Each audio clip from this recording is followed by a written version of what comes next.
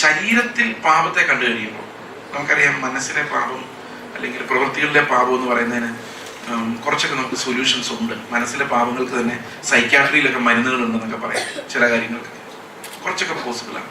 പിന്നെ ആത്മീകമായിട്ട് ചിന്തിച്ചാലും നമുക്ക് ബൈബിളിൽ നിന്ന് പറഞ്ഞാലും റോമാലേഖനത്തിൽ പറയുമ്പോഴും ഈ പാപങ്ങളെല്ലാം ഉണ്ടാകാനുള്ള കാരണം ദൈവത്തിന് മഹത്വം കൊടുക്കാത്തതുകൊണ്ടെന്നാണ് ഒരു പ്രധാനപ്പെട്ട കാരണം റോമാലേഖനം 1-ാം അധ്യായത്തിൽ പറയും.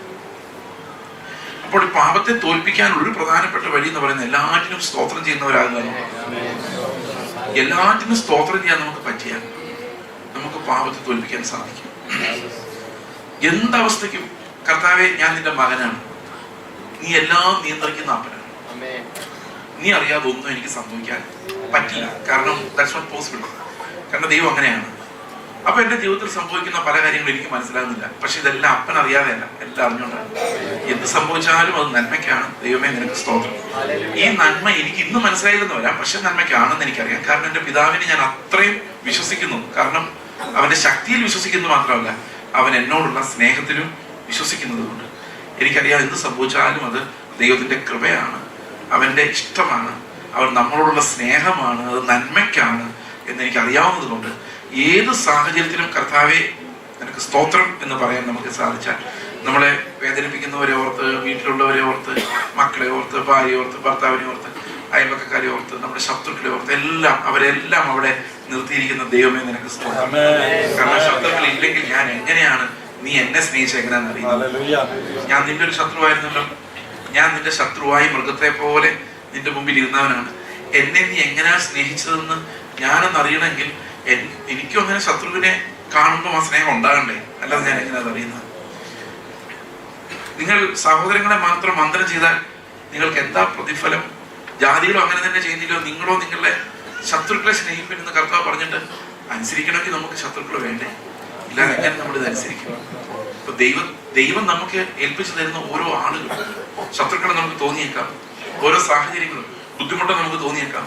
പക്ഷെ അതെല്ലാം ക്രിസ്തുവിന്റെ അനുരൂപമായ ഒരു സ്വരൂപം നമുക്ക് ഉണ്ടാക്കാൻ വേണ്ടിയുള്ള ദൈവത്തിന്റെ ബാലശിക്ഷകളും ദൈവം തരുന്ന ഇടുക്കുവഴികളുമാണ്. ഇതിനെല്ലാം സ്തോത്രം ചെയ്യാൻ നമുക്ക് കഴിയുമ്പോൾ അവിടെയെല്ലാം ക്രിസ്തു എങ്ങനെയാണ് കടന്നുപോയതെന്നുള്ള വലിയ പരിജ്ഞാനമാണ് നമുക്ക് ലഭിക്കുന്നത്. യേശു എങ്ങനെയാണ് യൂദായെ പോലെ ഒരാളെ സ്നേഹിച്ചത്? എങ്ങനെയാണ് യൂദായുടെ, എനിക്ക് ഭയങ്കര അത്ഭുതം തോന്നിയിട്ടുണ്ട് യൂദായുടെ യേശു കാണിച്ച സ്നേഹം. യൂദാ കള്ളനാണെന്ന് ഒരാൾക്കും മനസ്സിലാകാതെ കർത്താവ് സൂക്ഷിച്ചെന്നുള്ളതാണ്. യേശുവിനെ നേരത്തെ അറിയാമായിരുന്നു, പക്ഷെ വേറൊരാളും അറിഞ്ഞില്ല. ഭയങ്കര സ്നേഹമാണ്. അതുകൊണ്ടാണ് പ്രൊട്ടക്ട് ചെയ്തത്. സ്നേഹത്തിനകത്തൊരു പ്രൊട്ടക്ഷൻ ഉണ്ട്. അവർ മറ്റൊരാളുടെ മുമ്പിൽ നമ്മൾ തുറന്നു കാണിക്കില്ല, അവൻ ശരിയല്ല കേട്ടോ, തുറന്നു കാണിക്കത്തില്ല. there is a protection in that. അതാണ് യൂദായ്ക്ക് കിട്ടിയത്. നിങ്ങളുടെ ഒരുത്തൻ എന്നെ ഒറ്റ കൊടുക്കും എന്ന് പറഞ്ഞപ്പം യോഹന്നാൻ സംശയിച്ചു ഞാനാണോ, എന്നിട്ട് പോലും ആരും യൂദായെ സംശയിച്ചില്ല. അത്രയുമായിരുന്നു ആ പ്രൊട്ടക്ഷൻ. അത് ദൈവത്തിന്റെ സ്നേഹമാണ്. യൂദായെ എങ്ങനെ സ്നേഹിച്ചത് അതറിയണമെങ്കിൽ ഞാൻ ശത്രുക്കളെ സ്നേഹിക്കുമ്പോൾ എനിക്ക് മനസ്സിലാവും കർത്താവിന്റെ സ്നേഹം എന്തായിരുന്നു. അത് നമുക്ക് ഒരിക്കലും ബുദ്ധി കൊണ്ടോ ഒരു പ്രസംഗം കേട്ടാലോ മനസ്സിലാവില്ല. ആത്മാവ് നമ്മുടെ ഉള്ളിൽ ജീവനായി മാറിയെങ്കിൽ മാത്രമേ മനസ്സിലാവൂ. അവിടെയാണ് ഇതിന്റെ ഏറ്റവും പ്രധാനപ്പെട്ട പ്രോബ്ലം ഇരിക്കുന്നത്. ഈ പ്രോബ്ലം സോൾവ് ചെയ്യാതെ നമ്മൾ എന്ത് പ്രസംഗം കേട്ടിട്ടും കാര്യമൊന്നുമില്ല. നമുക്ക് ആത്മാവ് ജീവനാകുന്നില്ല, ശബ്ദമാകുന്നുണ്ട്. ശബ്ദമായിക്കോട്ടെ, പക്ഷെ ജീവനാകാൻ വേണ്ടി ആത്മാവ് വരുന്നത്. അതാണ് ഏറ്റവും കൂടുതൽ പരീശന്മാരെയും യേശുവിന്റെ ആദ്യകാല ശിഷ്യന്മാരെയും ഭയപ്പെടുത്തിയ ഒരു കാര്യം. ആത്മാവ് വരുമ്പോൾ ജീവൻ വരും എന്നുള്ള ഭയമാണ്. ജീവൻ വരുമെന്നുള്ളത് എവിടെയാണ് അവർ ഭയപ്പെട്ടതെന്നറിയാം.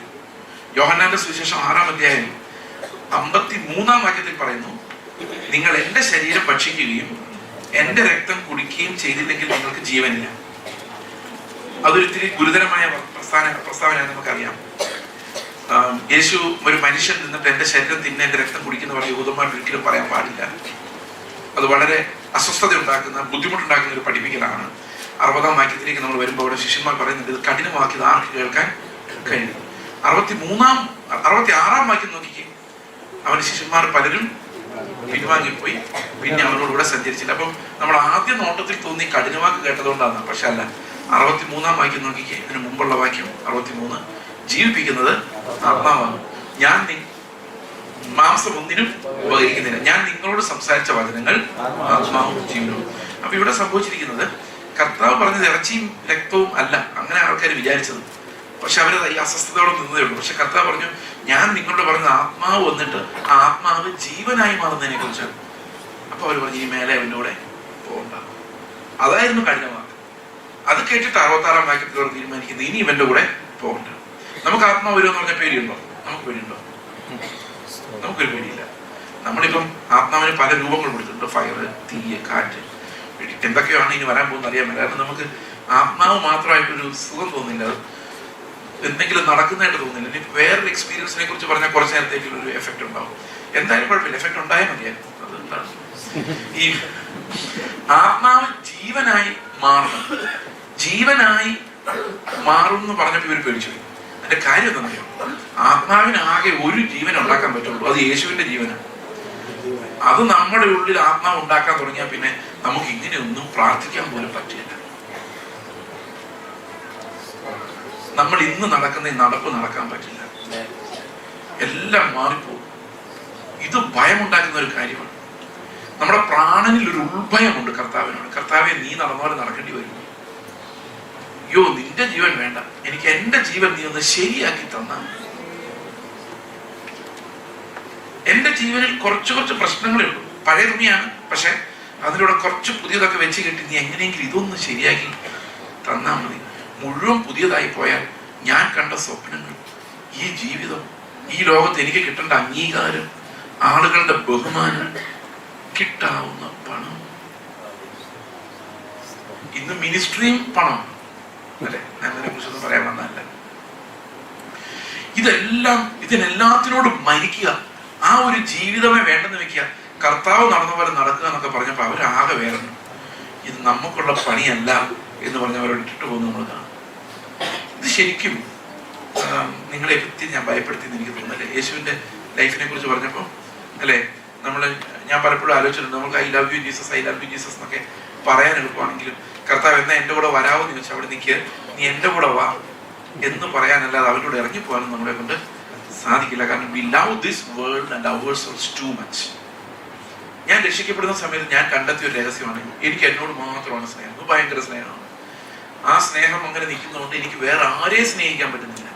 കർത്താവിനോട് ഒട്ടുമില്ല. കർത്താവിന് ഇഷ്ടമാണ് എൻ്റെ കാര്യങ്ങളൊക്കെ ചെയ്തു തരുമ്പോൾ മാത്രം. അവൻ മനുഷ്യനെ പിടിക്കാൻ വിളിച്ചാലൊന്നും എനിക്ക് താല്പര്യമില്ല. എൻ്റെ മീൻപിടുത്തത്തിലേക്ക് അവൻ. പ്രിയ സഹോദരങ്ങളെ, ഈ ഒരു മനുഷ്യന്റെ അവസ്ഥ, പാപം നമ്മുടെ ശരീരത്തിലേക്ക് നമ്മൾ കാണുമ്പോഴേക്കും നമുക്ക് ഒരു കാര്യം മനസ്സിലാവും, വി ആർ ഹെൽപ്ലെസ്. ആ ഹെൽപ്ലെസ്നെസ് എങ്ങനെയാ വരുന്നതെന്ന് വെച്ച് കഴിഞ്ഞാൽ ശരീരത്തിന്റെ രൂപാന്തരം ഒരിക്കലും ഈ ലോകത്ത് വെച്ച് നടക്കുന്നില്ല എന്നുള്ളതുകൊണ്ടാണ്. ഈ ലോകത്ത് വെച്ച് എന്ന് പറഞ്ഞാൽ നമ്മുടെ ജീവിതകാലത്ത് നടക്കണമെങ്കിൽ കർത്താവിന്റെ കാഹളനാദം കേൾക്കണം. അപ്പോൾ നമുക്ക് പിന്നെ ഇവിടെ ജീവിതമില്ല, തീരുക. അതായത് ശരീരം രൂപാന്തരപ്പെട്ട ശേഷം നമ്മൾ ഈ ലോകത്ത് പിന്നെ സാധാരണ ക്രയവിക്രയങ്ങളിലൂടെ ജീവിക്കുന്നില്ല. അങ്ങനെ ജീവിക്കുന്നില്ലാത്തത് കൊണ്ട് ഈ ശരീരം നന്നായിട്ട്, പാപമില്ലാത്ത ഒരു ശരീരം, ഗ്ലോറിഫൈഡ് ശരീരം കിട്ടിയ ശേഷം ഞാൻ ദൈവത്തെ പ്രസാദിപ്പിക്കാമെന്ന് വിചാരിച്ചാൽ അങ്ങനെ ഒരു ദിവസം നമ്മുടെ മുമ്പിലില്ല. മനസ്സ് നന്നായേക്കാം, ഇന്നലെ പറഞ്ഞ പോലെ. പ്രവൃത്തികൾ ഒത്തിരി നന്നാക്കാൻ നമുക്ക് പറ്റും. നമ്മൾ കുറച്ചൊക്കെ നന്നാക്കിയിട്ടുണ്ട്. നമ്മളെ പോലെ നന്നാവാത്തവരെ നമ്മൾ ചീത്തയും പറയുന്നുണ്ട്. നമ്മൾ കുറെയൊക്കെ നന്നായിട്ടുണ്ട്. നമുക്ക് പഴയതുപോലെ വൈരാഗ്യമൊന്നും തോന്നുന്നില്ലായിരിക്കാം, മനസ്സ് ഒത്തിരി നന്നായിട്ടുണ്ടാവാം. പക്ഷെ ഞാൻ ഇന്നലെ പറഞ്ഞ പോലെ ചീത്ത ഇമോഷൻസ് ഉണ്ടാക്കാനുള്ള എല്ലാ ഹോർമോണുകളും നമ്മുടെ ശരീരത്തിലുണ്ടെങ്കിലും പാപത്തിൽ വീണുപോയ മനുഷ്യന് നല്ല വികാരങ്ങൾ ഉണ്ടാക്കുന്ന ഒരു ഹോർമോണും ഉണ്ടാകുന്നില്ല. ഇത് മനുഷ്യന്റെ ഹെൽപ്ലെസ്നെസ് ആണ്. ദൈവത്തിന്റെ ഏത് കൽപ്പന അനുസരിക്കണമെങ്കിലും നമ്മുടെ ഉള്ളിൽ സ്നേഹം എന്ന വികാരം ഉണ്ടാകണം. കാരണം സഹോദരനെ സ്നേഹിക്കാത്തവൻ ദൈവത്തെ സ്നേഹിക്കുന്നില്ല, അവൻ കള്ളനാണെന്നാണ് യോഹന്നാൻ പറയുന്നത്. ലവ് എന്ന ഒരൊറ്റ നിർവചനം നിങ്ങൾക്കറിയാമോ? യോഹന്നാനാണ് ഏറ്റവും കാലപ്പഴക്കത്തിൽ വരെ ജീവിച്ച ഒരു ശിഷ്യൻ. ബാക്കി എല്ലാവരും നേരത്തെ മരിച്ചുപോയി. യോഹന്നാൻ 65ഓളം വർഷം ഏറ്റവും കുറഞ്ഞത് യേശുവിന്റെ കൂടെ ജീവിച്ചു. മരിച്ച ശേഷം, യേശു പുനരുത്ഥാനം ചെയ്തു പോയ ശേഷം 65 വർഷം കഴിഞ്ഞ് യോഹന്നാൻ എഴുതുമ്പോൾ യോഹന്നാൻ ഒറ്റ കാര്യം എഴുതാനുള്ളൂ, സ്നേഹം. വേറൊന്നും എഴുതാനില്ല. കാരണം യേശുവിനോട് നടന്നപ്പോൾ അനുഭവിച്ചതും അവൻ ആത്മാവ് നൽകിയ ഫലവും 65 വർഷത്തിന്റെ ജീവിതത്തെ ചുരുക്കി ഒരൊറ്റ വാക്കിൽ പറഞ്ഞാൽ സ്നേഹം. വേറൊന്നും പറയാനില്ല. അതാണ് യോഹന്നാൻ ഈസ് എ കേസ് സ്റ്റഡി. നമ്മളൊരു 65 വർഷം ക്രിസ്തുവിന്റെ കൂടെ നടന്നാൽ, ആത്മാവിൽ നടന്നാൽ സകലരോടും ക്രിസ്തുവിന്റെ സ്നേഹത്തോടെ നോക്കാൻ പറ്റുന്ന ഒരു ഹൃദയമുണ്ടാകും. അത് യേശുവിന്റെ ജീവൻ നമ്മളിൽ വളർന്ന് വരുന്നതാണ്. അത് വരുന്നില്ലെങ്കിൽ നമ്മുടെ ആത്മാവിനെ നമ്മൾ വിവേചിക്കണം. Being filled with the life of Jesus Christ, or are we being filled by the life of this world? ഈ ലോകത്തിന്റെ ആത്മാവിനാലാണോ നമ്മൾ നിറയുന്നത്, അതോ യേശുക്രിസ്തുവിന്റെ ജീവനാലാണോ നമ്മൾ നിറയുന്നതെന്ന് വിവേചിക്കേണ്ടത് അന്ത്യകാലത്ത് വളരെ പ്രധാനപ്പെട്ട ഒരു കാര്യം. ഈ ഹെൽപ്ലെസ്നെസ്സിനെ കുറിച്ച് പൗലോസ് പറയുന്നത് റോമാ ലേഖനം 7-ാം അധ്യായത്തിലാണ്. എനിക്കിത് പറയാതിരിക്കാൻ കഴിയില്ല. കാരണം എന്നോട് പലരും ചോദിച്ചിട്ടുണ്ട്, നീ എപ്പോഴും ക്രൂശും കർത്താവും ക്രൂശും. എന്റെ പിതാവ് തന്നെ ചോദിച്ചു, പഴയ നിയമത്തിലൊക്കെ എന്തുമാത്രം വിഷയങ്ങളാണ് ഉള്ളത്. ഞാൻ പറഞ്ഞു, എന്ത് ചെയ്യാൻ, ഏത് പുസ്തകം എവിടെ തുറന്നാലും എനിക്ക് കർത്താവിനെ അല്ലാതെ വേറൊന്നും കാണാൻ പറ്റുന്നില്ല എന്നുള്ളതാണ് സത്യം. He on the cross praying and bleeding for me. എനിക്ക് വേണ്ടി രക്തം, അവസാന തുള്ളി വേർപ്പും തീർന്നിട്ട് പിന്നെ രക്തത്തുള്ളികൾ എനിക്കായിട്ട് വീഴുന്ന ആ ഗെത്സമനയിലെ കാഴ്ച, ക്രൂശിൽ എന്നെ ഓർത്തുകൊണ്ട്, എന്നെ വ്യക്തിപരമായി ഓർത്തുകൊണ്ട് ക്രൂശിൽ കിടന്ന് എനിക്ക് വേണ്ടി വേദന സഹിക്കുന്ന കർത്താവിനപ്പുറത്ത് വേറെ ഒന്നും ഈ ബൈബിളിലില്ല. You read Genesis or Revelation, you can only know more and more about Jesus Christ and nothing else. അതുകൊണ്ടാണ് പൗലോസ് പറയുന്നത്, ക്രൂശിതനായ ക്രിസ്തുവിനെ അല്ലാതെ വേറൊന്നിനെയും അറിയാത്തവനായി ഞാൻ നിങ്ങളുടെ ഇടയിലിരിക്കുന്നു. വേറൊന്നും അറിയേണ്ട കാര്യമില്ല. You only need to know that much. Who is Christ? ആരാണ് ക്രിസ്തു? അവൻ എന്ത് ചെയ്യുമായിരുന്നു എന്നുള്ളതാണ് പരിജ്ഞാനം, റെവലേഷൻ. അതാണ് നമുക്ക് ഓരോ ജീവിതത്തിന്റെ ഓരോ ഘട്ടത്തിലും നമുക്ക് ആവശ്യമായിട്ട് വരുന്നത്. ഇവിടെ ദയനീയ അവസ്ഥയെക്കുറിച്ച് നമ്മൾ ചിന്തിച്ച് നോക്കിയാൽ, എനിക്ക് എൻ്റെ ദയനീയാവസ്ഥകളെ കുറിച്ച് ഒത്തിരി ചിത്രങ്ങളുണ്ട്. എൻ്റെ ലൈഫിൽ എപ്പോഴും ഞാൻ മനസ്സിലാക്കുന്ന, ദൈവം പലപ്പോഴും അടി തന്ന് മനസ്സിലാക്കുന്നുള്ള കാര്യമാണ് you are a big zero എന്നുള്ള കാര്യം. You are a big zero. Again I am comfortable with that. കാരണം എനിക്കറിയാം, ഞാൻ സീറോ ആയിരിക്കുന്നിടത്തെല്ലാം, ബലഹീനായിരിക്കുന്നിടത്തെല്ലാം നിറയുന്ന കർത്താവിൻ്റെ ഒരു കൃപ എന്ന് പറയുന്നത്. അതുകൊണ്ട് I boast in my weaknesses എന്ന് പൗലോസ് പറയുമ്പോൾ, എവിടെയാണോ ഒരു മനുഷ്യൻ അവന്റെ പാപത്തിന്റെ ഡെപ്ത് മനസ്സിലാകുന്നത്, കൃപക്കാർ ഇതിനെ വ്യാഖ്യാനിച്ച് പാപം ചെയ്യുന്ന വർദ്ധിക്കുമ്പോൾ കൃപ പെരുകും. അങ്ങനെയല്ല, നമ്മൾ പാപത്തെ എത്ര ആഴമായി സെൻസ് ചെയ്യുന്നു അതനുസരിച്ച് നമുക്ക് കൃപ നമ്മളെ എത്ര വലുതായിട്ടാണ് പൊതിഞ്ഞിരിക്കുന്നതെന്ന് മനസ്സിലാവുന്നതിനകത്ത്.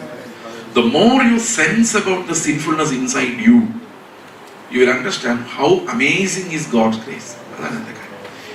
നമ്മൾ ട്രാൻസ്ഗ്രഷൻ എന്തുമാത്രം, അത് നിയമമായിട്ട് ബന്ധിപ്പിച്ച് അവർ പറയുന്നത്, നമ്മുടെ ട്രാൻസ്ഗ്രഷന്റെ അളവ് മനസ്സിലാവാൻ തോറും you have the ability to look in to yourself, നിങ്ങളെ തന്നെ കാണാനുള്ള കഴിവ്. അപ്പൊ ഇവിടെ ഒരു നിസ്സഹായാവസ്ഥയുടെ മുമ്പിൽ, കർത്താവിന് മുമ്പിൽ ഞാൻ നിൽക്കുക. എനിക്ക് അനേകം എക്സാമ്പിൾസ് പറയാനുണ്ട് ഈ നിസ്സഹായാവസ്ഥയിലോട്ട്. എന്നെ ശരിക്കും ദൈവം ഈ ബ്രോക്കൺനെസ് കാണിച്ചു തന്നത്, ഐ ആം നത്തിങ് എന്ന് കാണിച്ചു തന്ന ഒരു ഉദാഹരണം ഞാൻ നിങ്ങളോട് പറയാം. ഒരുപക്ഷെ നിങ്ങൾ നേരത്തെ കേട്ടിട്ടുണ്ടാവും, ആരെങ്കിലും വീഡിയോയിൽ കേൾക്കുന്നത് വളരെ കുറവാണെന്ന് ഞാൻ വിചാരിക്കുന്നു. സ്റ്റിൽ എനിക്ക് 4 മക്കളാണുള്ളത്. 4 മക്കൾ. അതിൽ 3 പേര് അഡോപ്റ്റഡ് പിള്ളേർ. എനിക്ക് സ്വന്തം രക്തത്തിൽ പിറന്ന ഒരു മോനാണ്. 2 മക്കളുണ്ടായിരുന്നു. ഒരു കുഞ്ഞ് 1.25 വയസ്സായപ്പം രണ്ടാമത്തെ മോൻ മരിച്ചു. 3 കുഞ്ഞുങ്ങളെ ഞങ്ങൾ അഡോപ്റ്റ് ചെയ്ത് വളർത്തുന്നുണ്ടായിരുന്നു. ഞങ്ങൾ ആന്ധ്രയിലെ മിഷൻ ഫീൽഡിൽ നിന്ന് കിട്ടിയ 3 പിള്ളേരാണ്. അവർക്ക് വേറെ പേരൻസ് ഒന്നുമില്ല. അവരെല്ലാം എയ്ഡ്സ് ആയിട്ട് മരിച്ചുപോയ പേരൻസിന്റെ പിള്ളേരാണ്. അതിലൊരു മോൻ HIV പോസിറ്റീവ്. അവനിപ്പോ ബാംഗ്ലൂരിൽ ഒരു കെയർ സെന്ററിലാണ് താമസിക്കുന്നത്. കഴിഞ്ഞ 9 വർഷം 2017 ജൂലൈയിൽ ഞാൻ കുടുംബമായിട്ട് അവനെ കാണാൻ വേണ്ടി ഈ കെയർ സെന്ററിൽ ചെന്നു. ഇടയ്ക്കിടയ്ക്ക് ഞങ്ങൾ പോകാറുണ്ട്. അവിടെ ചെന്നപ്പോൾ ഞങ്ങൾ അവനോട് വർത്തമാനമൊക്കെ പറഞ്ഞ് കുറേ നേരം അവിടെ സ്പെൻഡ് ചെയ്തു. ചോക്ലേറ്റ്സ്, ഐസ്ക്രീമൊക്കെ വാങ്ങിച്ചു കൊടുത്തു. അവിടെ പിള്ളേർക്കെല്ലാം തിരിച്ച് കാറിലോട്ട് കയറുമ്പം എൻ്റെ ഉള്ളിലൊരു പ്രേരണ തോന്നി, ഒന്നുകൂടെ പോയി ഇവനോടൊരു ബൈ പറഞ്ഞു. ഞാൻ തിരിച്ചു ചെന്ന് അവൻ്റെ അടുത്ത് നിന്നിട്ട് അവനെ കൈ വെച്ചിങ്ങനെ കെട്ടിപ്പിടിച്ചിട്ട് അവനോട് പറഞ്ഞു, മോനെ പപ്പ പോവാണ്, അടുത്ത മാസം വരാം. ഇവൻ നേരെ വട്ടം എന്നെ മുറുക്കിയാൻ കെട്ടിപ്പിടിച്ചിട്ട് ഒരൊറ്റ കരച്ചിലൊക്കെ. കരച്ചിലെന്ന് പറഞ്ഞാൽ എനിക്ക് അവനെ നിയന്ത്രിക്കാനൊന്നും പറ്റാത്ത രീതിയിലുള്ള കരച്ചിലാണ്. എൻ്റെ ഷർട്ട് മുഴുവൻ നനഞ്ഞ് കുളിച്ചൊഴുകുമായിരുന്നു. ഞാൻ വിചാരിച്ചു കരഞ്ഞ് തീർക്കട്ടെ എന്ന് വിചാരിച്ചു. 5-10 മിനിറ്റോളം 10 മിനിറ്റ് മേളിൽ അങ്ങനെ നിന്നിട്ട് അവസാനം ചിരിച്ചു. ഞങ്ങൾ ബൈ പറഞ്ഞു ഇറങ്ങി. വണ്ടി ഓടിക്കുമ്പോൾ ഞാൻ കർത്താവിനോട് ചോദിച്ചു, കർത്താവേ, എന്തുകൊണ്ടാണ് എനിക്ക് എൻ്റെ മകനെ പോലെ ഇവനെ എൻ്റെ വീട്ടിൽ നോക്കാൻ പറ്റാതായി പോയത്? അപ്പൊ കർത്താവ് പറഞ്ഞു, അവൻ നിന്റെ രക്തത്തിൽ പിറന്ന മകൻ അല്ലാത്ത. ഞാൻ സത്യം പറഞ്ഞ് ഞെട്ടിപ്പോയി. കാരണം എൻ്റെ വിചാരം എനിക്ക് അവനോട് സ്നേഹമുണ്ടെന്ന്. പക്ഷെ കർത്താവിൻ്റെ ആത്മാവ് എന്നെ വെളിപ്പെടുത്തി തന്ന എൻ്റെ ഉള്ളിൽ അവനോട് ഒരു സ്നേഹമില്ല. ഞാൻ പറഞ്ഞു, കർത്താവ് എന്താണ് ഇങ്ങനെ? 3 വയസ്സുള്ളപ്പോൾ അവൻ എടുക്കുമ്പോൾ അവൻ്റെ ആരോഗ്യം വളരെ മോശമായിരുന്നു. അവൻ്റെ ഗമ്മിൽ നിന്നും ബ്ലീഡിങ് ഉണ്ടായിരുന്നു, കയ്യിൽ നിന്ന് ലൂസ് മോഷൻസ്, പനി, പലതരം സിക്നസ് ഉണ്ടായിരുന്നു. ഞങ്ങൾ അന്ന് അവനെ എടുത്തുകൊണ്ട് നടന്നു, ഹോസ്പിറ്റലിൽ കൊണ്ടുപോയി, വീട്ടിൽ വളർത്തി, ഞങ്ങളുടെ പിള്ളേരോട് കളിച്ചു, സ്കൂളിൽ കൊണ്ടുപോയി ചേർത്തു, അപ്പനമ്മയെന്ന പേര് വെച്ച് പേര് മാറ്റി മകനെ പോലെ തന്നെ വളർത്തി. 10 വർഷം വളർത്തി കഴിഞ്ഞപ്പോൾ അതിന് TB, സെക്കൻഡറി ഇൻഫെക്ഷൻസ് തുടങ്ങി, കോംപ്ലിക്കേഷൻസ് ആയി, ശ്വാസം മുട്ടില്ല, രാത്രി രോഗം, ഓക്സിജൻ മാസ്ക് വെക്കേണ്ട അവസ്ഥ വന്നു, നിങ്ങളുടെ ബ്രീത്തിങ് ഹെൽപ്പ് ചെയ്യാൻ വേണ്ടിയിട്ടുള്ള ഡിവൈസൊക്കെ വെക്കേണ്ടി വന്നു. അങ്ങനെ കോംപ്ലിക്കേഷൻസ് പലതായപ്പോഴല്ലേ കർത്താവെ ഞങ്ങൾ അവനെ കെയർ സെന്ററിലേക്ക് വിട്ടത്. അവനെ കൊണ്ട് കേരളത്തിലേക്ക് എങ്ങനെ പോയി? ഞങ്ങൾ ആന്ധ്രയിൽ മിഷൻ ഫീൽഡിലായിരുന്നു 10 വർഷത്തോളം. അപ്പൊ കർത്താവ് പറഞ്ഞു, നീ പണ്ട് തൊട്ടേ എക്സ്ക്യൂസ് ഉണ്ടാക്കാൻ ഭയങ്കര മിടുകയാണ്. അതെന്നെ കുറിച്ച് ഒത്തിരി പേര് പറഞ്ഞിട്ടുണ്ട് വിശ്വാസം വന്ന ശേഷം. എന്ത് ചെയ്താലും അതിനൊരു എക്സ്ക്യൂസ് പറഞ്ഞ് രക്ഷപ്പെടാൻ എനിക്ക് ഭയങ്കര കഴിവാണ്. അത് ഈ പഴയ മനുഷ്യന്റെ ഒരു ഒരു അവസാനത്തെ അടവാണ് ഈ എക്സ്ക്യൂസ് എന്ന് പറയുന്നത്. ചാകാത്ത പഴയ മനുഷ്യൻ. കർത്താവിനോട് പറഞ്ഞു, നിനക്ക് എക്സ്ക്യൂസ് പറയാൻ നിന്നെ പോലെ ആരുമില്ല. പക്ഷെ നിന്റെ പ്രശ്നം അവൻ നിന്റെ രക്തത്തിൽ പിറന്ന കുഞ്ഞല്ല എന്നുള്ളതാണ്. കർത്താവിന് ഒരു മാറ്റമില്ല. അത് തന്നെയാ പറയുന്നത്. എന്റെ ന്യായങ്ങളൊക്കെ കർത്താവ് കേൾക്കുന്നുണ്ട്.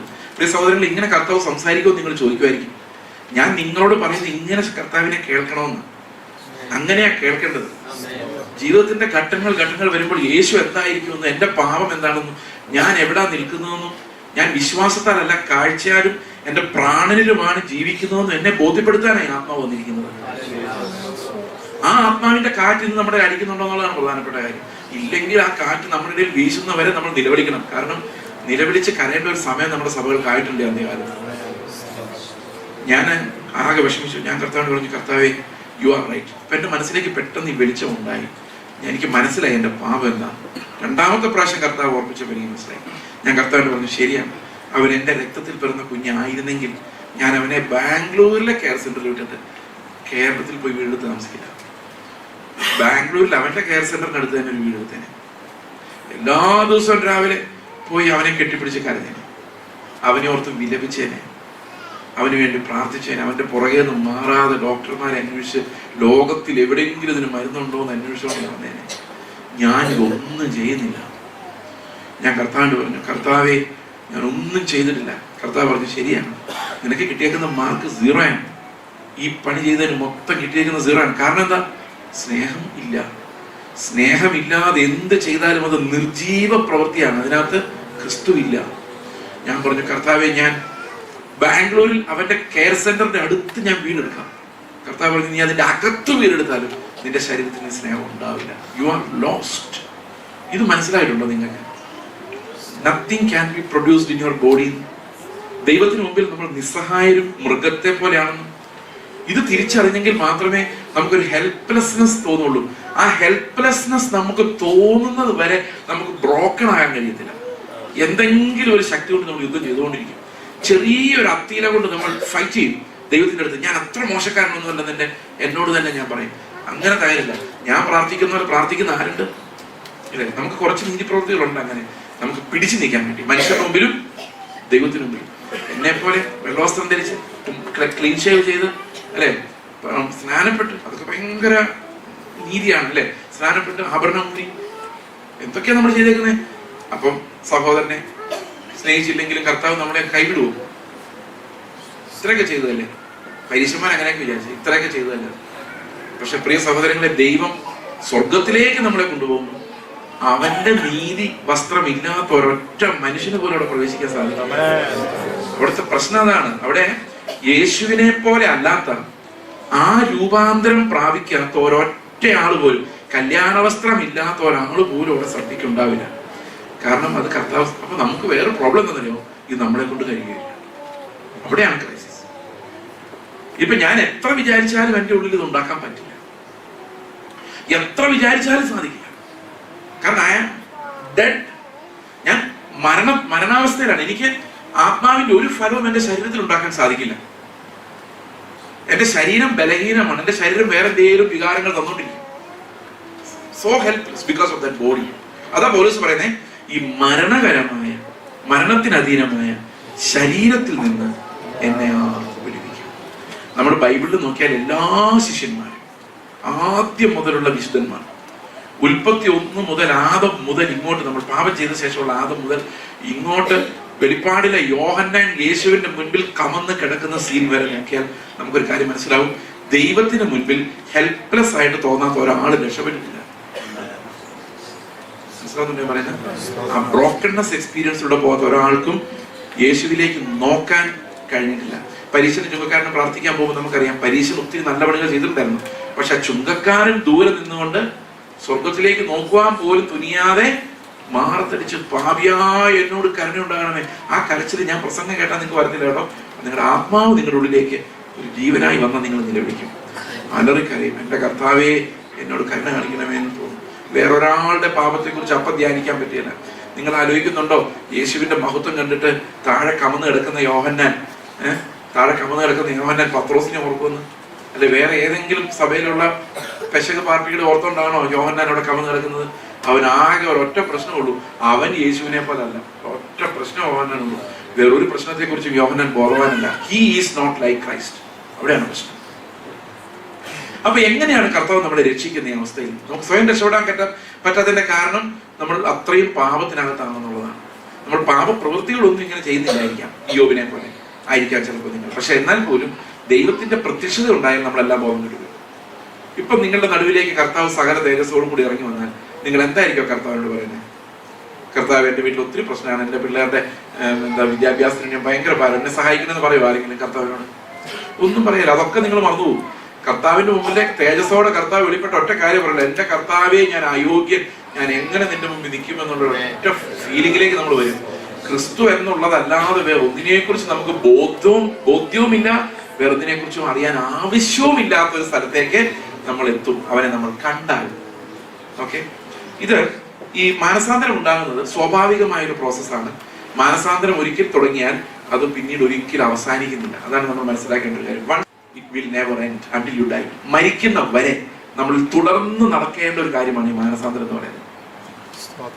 ഈ നിർജീവ പ്രവൃത്തികൾ എന്നുള്ള മാനസാന്തരം എന്ന് പറയുമ്പോൾ, പ്രവൃത്തികളാലുള്ള മാനസാന്തരം എന്ന് പറയുന്നത് നമുക്ക് പെട്ടെന്ന് മനസ്സിലാക്കാൻ പറ്റും. കാരണം ദുഷ്പ്രവൃത്തികൾ എന്നുള്ള മാനസാന്തരം എന്ന് പറയാമായിരുന്നെങ്കിലും മനസ്സിലാക്കാൻ പറ്റും, അല്ലെ? കൊലപാതകം, കള്ളുകുടി, സിഗരറ്റ് വലി, മോഷണം, വ്യഭിചാരം, പിന്നെ അതിനൊന്നും പറയണ്ട, അത്രയൊക്കെ മതി. ഇതിൽ നിന്നെല്ലാം ഉള്ളൊരു മാനസാന്തരം. അത് സിമ്പിൾ ആയിട്ട് നമുക്ക് മനസ്സിലാക്കാം. നമുക്ക് എല്ലാവർക്കും മനസ്സിലാവുന്നുണ്ട്, അല്ലേ? എല്ലാവർക്കും മനസ്സിലാവുന്നുണ്ട്. കള്ളു കുടിക്കുക, സിഗരറ്റ് വലിക്കുക, കള്ളു കുടിക്കുന്നത്, സിഗരറ്റ് വലിക്കുന്ന, സിനിമ കാണാൻ പോകുന്നത്, പിന്നെ അതൊന്നും അത്ര മനസ്സിലാവുന്നില്ലായിരിക്കും. എന്നാലും കുറെയൊക്കെ മനസ്സിലാവുന്നുണ്ട്. ഉഴപ്പ് കേസുകൾ, നമ്മൾ പള്ളിയിൽ പോകാത്തത്, ഇതൊക്കെ നമുക്ക് എളുപ്പം മനസ്സിലാവുന്നുണ്ട്. പക്ഷെ മനസ്സിലാകാത്ത എന്താണെന്നറിയോ? നിർജീവ പ്രവൃത്തികളെ കുറിച്ച് നമ്മൾ ചെയ്യുന്ന പല സൽപ്രവൃത്തികളിലും ജീവനില്ലായിരുന്നുള്ള കാര്യം നമുക്ക് മനസ്സിലാകുന്നില്ല. ആ തലത്തിൽ പാപബോധം നമുക്കുണ്ടാകുന്നില്ല. നമുക്കുണ്ടാകുന്ന പാപബോധം ദുഷ്പ്രവൃത്തികളിൽ നിന്നുള്ള മാനസാന്തരമെന്ന്, നിർജീവ പ്രവൃത്തികളിൽ നിന്നുള്ള മാനസാന്തരം അല്ല. നിർജീവ പ്രവൃത്തികളെ കുറിച്ച് മാനസാന്തരം ഉണ്ടാകണമെങ്കിൽ ജീവനുള്ള പ്രവൃത്തിയുടെ ബ്യൂട്ടി എന്താണെന്ന് നിങ്ങൾക്ക് മനസ്സിലാവും. ഫോർ എക്സാമ്പിൾ, ഇപ്പൊ ഞാൻ നിങ്ങളോട് സംസാരിച്ചുകൊണ്ടിരിക്കുകയാണ്, എന്റെ സ്ഥാനത്ത് ക്രിസ്തുവാണ് നിങ്ങളോട് സംസാരിക്കുന്നത് വിചാരിച്ചു. ഒരു നിമിഷം ഒന്ന് വിചാരിച്ചു, ഇവിടെ യേശു വന്നിരിക്കുന്നു. എനിക്ക് സമയം 9:30 വരെയാണ്. യേശു ക്രിസ്തു ആണെങ്കിൽ ഒരു ദിവസമല്ല, 2 ദിവസമല്ല, 3 ദിവസമല്ല നിർത്തിയില്ലെങ്കിലും ഈ ജനം അവിടെ ഇരുന്ന് കേട്ടു. ആഹാരവും വേണ്ട, ശരിയാണ് ഞാൻ പറഞ്ഞത്, ആഹാരവും വേണ്ട, വീട്ടിലും പോണ്ട, ഉറക്കവും വേണ്ട, ഒന്നും വേണ്ട, ഇങ്ങനെ ഇരുന്ന് കേട്ടുള്ളൂ. അതിൽ ഒരെണ്ണം രക്ഷിക്കപ്പെട്ടതുമല്ല, അപ്പം തിന്നാൻ വേണ്ടി വന്നവരാണ്. പക്ഷെ കർത്താവിന്റെ ശബ്ദം കേട്ടിട്ട് ഇവരാരും പോകുന്നില്ല. കർത്താവ് തന്നെ അവസാനം നിർത്തി. ഇവർക്ക് എല്ലാം കൊടുത്തു വിടാൻ പറയുമോ? അതിനർത്ഥം അത്ര രസമാണ് എന്റെ സംസാരം കേൾക്കാൻ. അതിനാണ് കൃപ എന്ന് പറയുന്നത്. എന്റെ സംസാരം കേൾക്കാൻ അത്രയൊന്നും രസമില്ല. ഇത് കുറച്ച് കഴിയുമ്പോൾ നിങ്ങൾ മടുക്കും, വായിക്കോട്ടെ വരും, വാച്ചിങ് നോക്കും. 9 ഇതെന്നെ തീരാത്തതെന്ന് ചിന്തിക്കും. 10 പാസ്റ്ററെ നോക്കും, പാസ്റ്ററിന് ബോധമില്ലെന്ന് വിചാരിക്കും. അങ്ങനെ ചിന്തകൾ ആ വഴിക്ക് അങ്ങ് പോകും. കാരണം അത്രയൊക്കെ കൃപ എനിക്കുള്ളൂ. അപ്പൊ നിങ്ങൾ ആലോചിച്ച് നോക്കിയേ, ഞാൻ ഇവിടെ നിന്ന് നിങ്ങളോട് ഇത്രയും നേരം പ്രസംഗിച്ചാൽ എനിക്ക് സ്വർഗത്തിൽ എത്ര മാർക്ക് കിട്ടുമായിരിക്കും ഈ കൃപയായിട്ട്? ഒന്നും കിട്ടില്ല, ഒന്നും കിട്ടില്ല, 0. കാരണം ക്രിസ്തുവിന്റെ നിലവാരമില്ലാത്തതെല്ലാം സ്വർഗത്തിൽ 0 ആണ്. അപ്പൊ എനിക്ക് പുകഴാൻ എന്തെങ്കിലും ഉണ്ടോ? കിഡ്നി കൊടുക്കാൻ നമുക്ക് പറ്റും. ഞാൻ അതിനേക്കാൾ നല്ലൊരു എക്സാമ്പിൾ പറയും. നിങ്ങൾ ആരും കിഡ്നി കൊടുത്തവരും ഇവിടെ ഇല്ലെന്ന് എനിക്കറിയാം. ഈ ഫാൻ നിങ്ങൾ ഒരാൾ കൊടുത്താന്നൊന്ന് വിചാരിച്ചു ഒരു നിമിഷം. എല്ലാ ദിവസവും വരുമ്പോൾ നിങ്ങൾ ആദ്യം ആ ഫാനിലേക്ക്, ഞാൻ കൊടുത്ത ഫാൻ അവിടെ തന്നെ ഉണ്ട്. ക്ലോക്ക് നിങ്ങൾ കൊടുത്താന്ന് വിചാരിച്ചു ഒരെണ്ണം. ആ ക്ലോക്കിൽ ബാറ്ററി ഇടാൻ പാസ്റ്റർ മറന്നുപോയത് നിങ്ങൾക്ക് സഹിക്കാൻ പറ്റില്ല. കാരണം നിങ്ങളുടെ ക്ലോക്കാണ്. നമ്മൾ ചെയ്യുന്ന എല്ലാ പ്രവൃത്തികളിലും ഒരു ഞാൻ ഇങ്ങനെ നിൽക്കും. അത് കളയാൻ പറ്റിയാണ്. സ്നേഹമല്ല ഉള്ളത്, കണക്കുകളാണ് നമ്മുടെ ഉള്ളത്. എന്ത് ചെയ്താലും കണക്കുകൾ. ആ കണക്കുകൾ പറയാൻ പറ്റുന്ന ഒരു പ്രവൃത്തിയും ആത്മാവിൽ നിന്ന് വരുന്നതല്ല, അതെല്ലാം നിർജീവ പ്രവൃത്തികളാണ്. സന്തോഷമായിട്ട് എല്ലാവർക്കും. ചർച്ച് പണിയാൻ പൈസ കൊടുത്തത്, പാസ്റ്റർമാരെ സപ്പോർട്ട് ചെയ്തത്, ഒരു സഹോദരങ്ങളെ മിഷണറിമാരെ സപ്പോർട്ട് ചെയ്യുന്നത്. ഞങ്ങൾ എത്ര മിഷണറിമാരെ സപ്പോർട്ട് ചെയ്യുന്ന അറിയാവുന്നു. ഇതെല്ലാം നമുക്ക് അവരുടെ മേലുള്ള അവകാശമായിട്ടാണ് മാറുന്നല്ലേ. ഞങ്ങളുടെ പൈസ മേടിച്ചോണ്ട് അവൻ സുവിശേഷ വേല ചെയ്യുന്നുണ്ടോ എന്നൊന്ന് പോയി അന്വേഷിച്ചേക്കാം. കാരണം എന്താ, ഞങ്ങളുടെ പൈസ, എല്ലാവരുടെ പൈസയാണ് നമ്മൾ അന്വേഷിക്കേണ്ട കാര്യം. നമ്മൾ എന്തെവിടെ കൊടുത്താലും, മക്കൾക്ക് കൊടുത്താൽ പോലും നമുക്ക് കണക്കുണ്ട്. നമ്മൾ പറയണ നിന്നെ തീറ്റി പോയിട്ടെന്നൊക്കെ വെറുതെ കണക്കാ പറഞ്ഞിട്ടുണ്ടോ? ഇതെല്ലാം ജഡത്തിന്റെ പ്രവൃത്തിയാണ്. 10 മാസം ചുമന്നല്ലേ നിന്നെ വളർത്തിയത്, കണക്കാണ്. ജഡത്തിന്റെ പ്രവൃത്തിയാണ്. കണക്കില്ലാത്ത എന്തെങ്കിലും നിങ്ങൾ ചെയ്തിട്ടുണ്ടോ? നിർജീവ പ്രവൃത്തികൾ മാത്രമേ സ്വാഭാവികമായി നമ്മളിന്ന് വരുള്ളൂ. ഇതൊക്കെ ദൈവത്തിന് ഭയങ്കര അറപ്പാണ്. നമ്മൾ അറിയുന്നില്ല. കർത്താവിന് മുമ്പിലേക്ക് നമ്മൾ മനുഷ്യരുടെ പ്രസൻസിൽ ജീവിക്കുമ്പോൾ നമുക്ക് ഭയങ്കര സന്തോഷമാണ്. കാരണം മിക്കവാറും ആൾക്കാരൊക്കെ എന്നെ എൻ്റെ അത്ര വരികയാണ്. എന്റെ അകവാരം കാണിക്കില്ല. എന്റെ അയൽക്കാരൻ മുസ്ലിമാണ്, അപ്പുറത്തെ ആൾ ഹിന്ദുവാണ്, ഇതിനപ്പുറത്തെ ആൾ വേറെ ജാതിയാണ്, മതമാണ്. അവരാരും എത്രയും വരികയല്ല. എന്റെ അത്രയും വരികയെന്നാണ് ഞാൻ വിചാരിക്കുന്നത്. അപ്പൊ എന്റെ അത്രയും വരികയാണെന്ന് എനിക്ക് ഭയങ്കര സമാധാനം. മനുഷ്യരുടെ മുമ്പിൽ ഭയങ്കര സമാധാനം. പക്ഷെ എപ്പോഴാണ് സമാധാനം പോകുന്നല്ലോ? കർത്താവിന്റെ മുമ്പിലേക്ക് വരുമ്പോൾ സമാധാനം. അങ്ങനെ നമ്മളങ്ങ് ചെന്ന് നിൽക്കാനും തയ്യാറല്ല. കാരണം നമുക്ക് അങ്ങോട്ടും ഇങ്ങോട്ടുള്ള കമ്പാരിസൺ, ആ ചർച്ച് ഈ ചർച്ച് കമ്പാരിസൺ കൊണ്ട് നമുക്ക് സാറ്റിസ്ഫൈഡ് ആണ്. മനസ്സിലാവുന്നുണ്ടോ ഞാൻ പറയുന്നത്? ഇതെല്ലാം നിർജീവ പ്രവൃത്തികൾ വളരുന്തോറുമുള്ള പ്രോബ്ലം എന്താണെന്നറിയോ? മാനസാന്തരപ്പെടാൻ പറ്റാത്തവരായിട്ട് നമ്മൾ മാറുന്നു.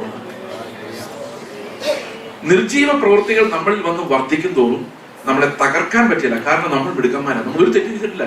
ഏതെങ്കിലും വീട്ടിലുള്ള അവർ പറയുന്നത് ഞങ്ങൾ എന്ത് തെറ്റാ ബ്രദറെ ചെയ്തത്, ഞങ്ങൾക്ക് ആരുടെയും പൈസ വേണ്ട, ഞങ്ങൾ അധ്വാനിച്ച് പൈസ ഉണ്ടാക്കുന്നു, എല്ലാവർക്കും കൊടുക്കേണ്ടവർക്കൊക്കെ 10% മാക്സിമം കൊടുക്കുന്നു, ഞങ്ങൾ നീതിമാന്മാരല്ലേ ഇരിക്കുന്നത്. അപ്പൊ ഇവിടെ എല്ലാം നമ്മൾ കണ്ടെത്തേണ്ട ഒരു കാര്യം ഹെൽപ്ലെസ്നെസ് ആണ്. ആ ഹെൽപ്ലെസ്നെസ് പത്രോസിന്റെ ജീവിതത്തിൽ മനസ്സിലായത് എങ്ങനെയാണെന്നറിയോ? പത്രോസ് ഭയങ്കര വെളിപ്പാടൊക്കെ ഉള്ള ഒരാളായിരുന്നു. ഒരു ദിവസം കർത്താവിനോട് പറഞ്ഞു, എന്നെ കുറിച്ച് ജനം എന്തോന്നാ പറയുന്നത്? പത്രോസ് പറഞ്ഞു, ജീവനുള്ള ദൈവത്തിന്റെ പുത്രനായ മെശിഹ. കർത്താവ് പറഞ്ഞു, ബറിയോന ശീമോനെ, നിനക്ക് ജഡരക്തങ്ങളല്ല ഇത് വെളിപ്പെടുത്തുന്നത് എന്റെ സ്വർഗസ്വനായ എന്റെ പിതാവാണ്. ഭയങ്കര ഭാഗ്യവാനാണ്. കാരണം എന്താണ്? സ്വർഗത്തിലായ ദൈവം അവന് വെളിപ്പെടുത്തി കൊടുത്തു. പലരും യേശുവിനെ ദൈവത്തിന്റെ പുത്രൻ എന്നൊക്കെ പറഞ്ഞിട്ടുണ്ട്. നദനയിൽ പറഞ്ഞിട്ടുണ്ട് അല്ലെ, നീ ദൈവത്തിന്റെ പുത്രൻ ഞാൻ വിശ്വസിക്കുന്നു. കർത്താവ് പറഞ്ഞു, അത് സ്വർഗസ്വനായ പിതാവല്ല വെളിപ്പെടുത്തിയത്, നീ നേരത്തെ അത്തിമരത്തിന്റെ ചുവട്ടിരിക്കുന്നത് ഞാൻ കണ്ടു എന്ന് പറഞ്ഞപ്പോൾ നിനക്ക് ബുദ്ധിയിൽ തോന്നിയതാണ് ഇത് ദൈവപുത്രനെ. ആത്മാവ് വെളിപ്പെടുത്തിയതല്ല. അതുപോലെ ശമരിയാക്കാരി സ്ത്രീ പറഞ്ഞു, മെശിഹ ആയിരിക്കും നിങ്ങളൊന്ന് കാണാൻ പറഞ്ഞു. അതും ഈ 5 ഭർത്താക്കന്മാരുടെ 6ാമത്തവന്റെയും കാര്യം പറഞ്ഞപ്പോഴാണ് അവർക്ക് മനസ്സിലായത് ഇതെല്ലാം ബുദ്ധിയിൽ വന്ന അനാലിസിസുകളാണ്. ഇതുകൊണ്ടൊന്നും സഭ ഉണ്ടാവില്ല. സഭ ഉണ്ടാവണമെങ്കിൽ ജീവന്റെ വെളിപ്പാടുകൾ ഉണ്ടാവും. അത് കിട്ടിയ ആളാണ് പത്രോസ്. പത്രോസിന്റെ കർത്താവ് പറയാണ്, നിനക്ക് കിട്ടിയ വെളിപ്പാടിന്മേലാണ് സഭ വരാൻ പോകുന്നത്. അതായത് ജീവനുള്ള കല്ലുകൾ വന്നാണ് ഈ സഭ ഉണ്ടാകാൻ പോകുന്നത്. അപ്പൊ അതിനകത്ത് ഒരു കല്ല്. അപ്പൊ നദനേനോട് കർത്താവ് പറയുന്നുണ്ട്, നീ ഇനി വെളിപ്പാട് കാണുന്ന സമയത്ത് നീ എന്താവും?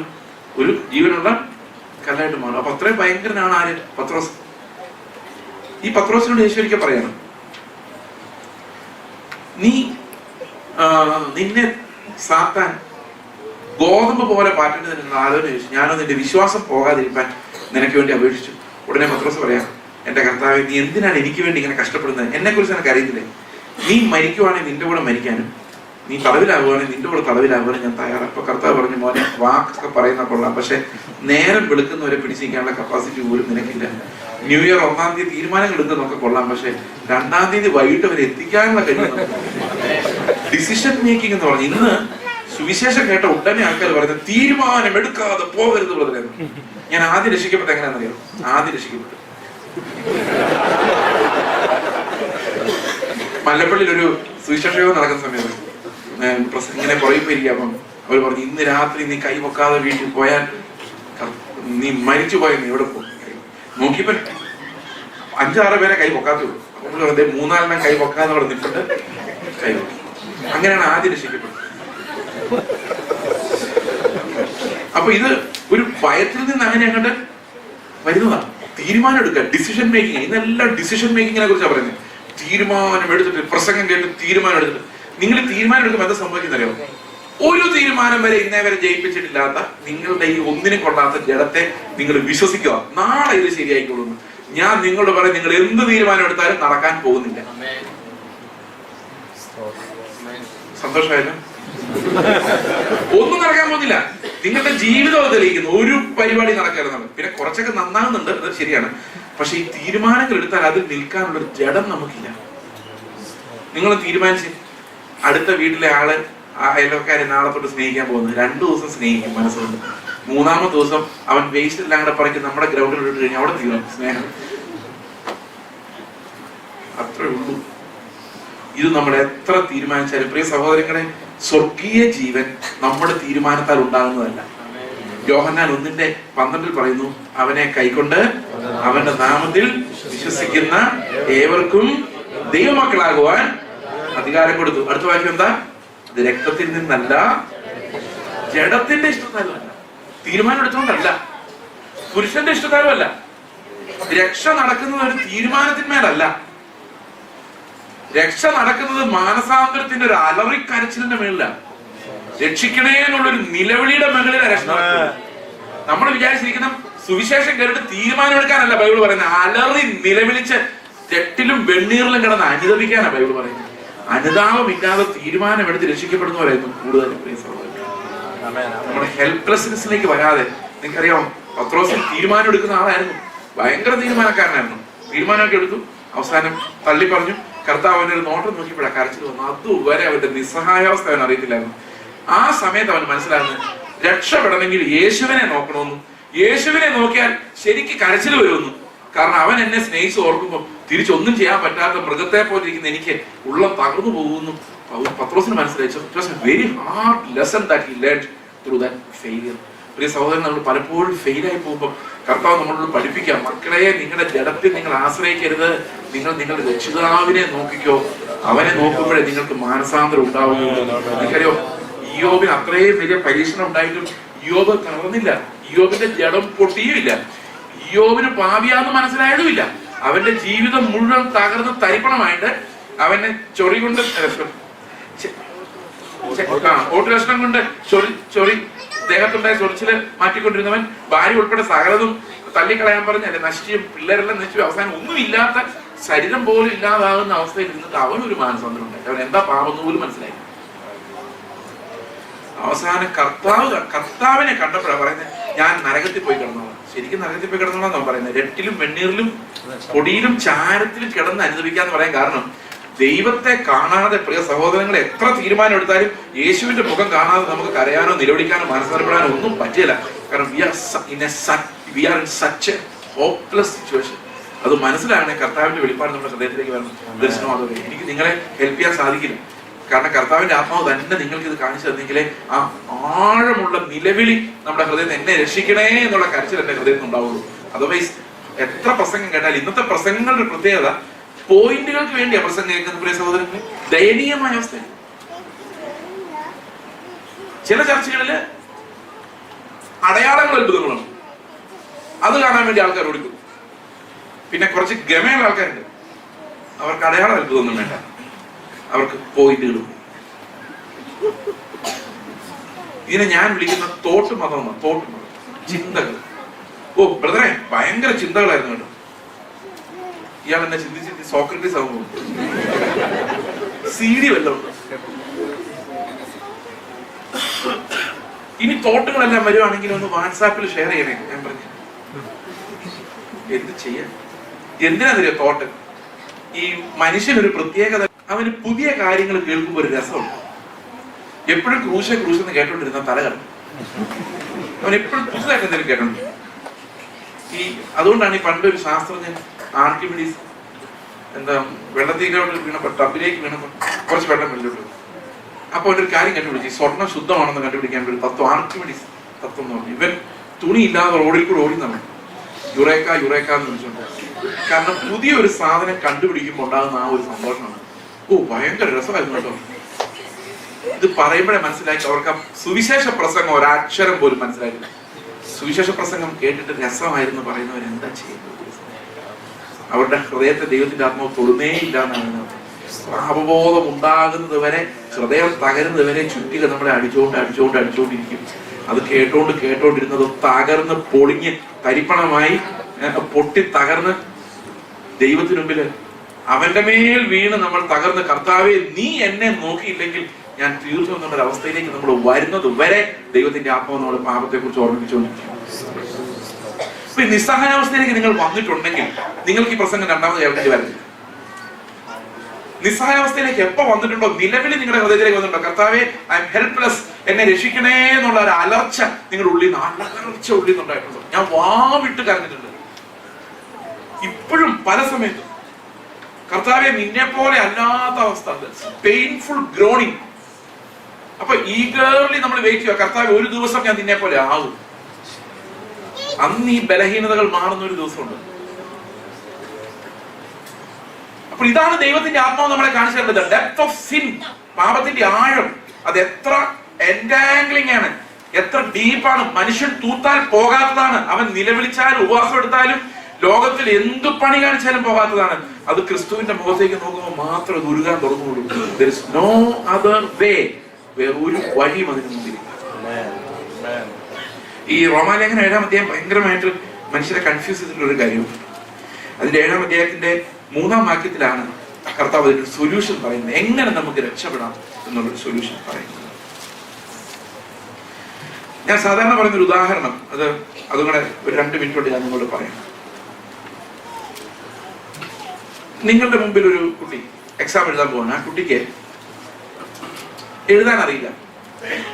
10ാം ക്ലാസ്സിൽ പഠിക്കുന്ന കുട്ടിയാണെന്ന് വിചാരിച്ചു, CBSE എക്സാം ആണെന്ന് വിചാരിച്ചു തുടങ്ങാൻ പോവാണ്. ഒരക്ഷരം പോലും കൊച്ചിന് എഴുതാൻ അറിയില്ല. ഡിസ്ലെക്സിയ എന്ന് പറഞ്ഞൊരു രോഗമുണ്ട്. അറിയാമോ ഒരു രോഗം? ലേണിംഗ് ഡിസോർഡർ ആണ്.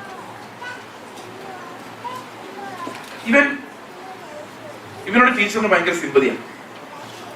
CBSE എക്സാം എന്ന് പറഞ്ഞാൽ ശരിയാവില്ല, സാധാരണ എക്സാം. ഇവനെ ടീച്ചറിന് ഇവനോട് ഭയങ്കര സിമ്പതി. ഇവനെ രക്ഷപ്പെടുത്താൻ ഒരു വഴി ടീച്ചർ ആലോചിച്ചിട്ടുണ്ട്. എന്തെങ്കിലും വഴിയുണ്ടോ? നിങ്ങൾ നോക്കിയിട്ട് ഒരക്ഷരം എഴുതാൻ അറിയില്ല, അവന്റെ പേപ്പറിൽ 1/2 മാർക്ക് ഇടാൻ പറ്റില്ല. അങ്ങനത്തെ അവസ്ഥയാണ് നമ്മൾ സാധാരണ വിശ്വസിക്കുന്നതെന്നറിയാം. ഒരു 33% മാർക്ക് ഞാൻ മേടിച്ചിട്ടുണ്ട് 100-ല്.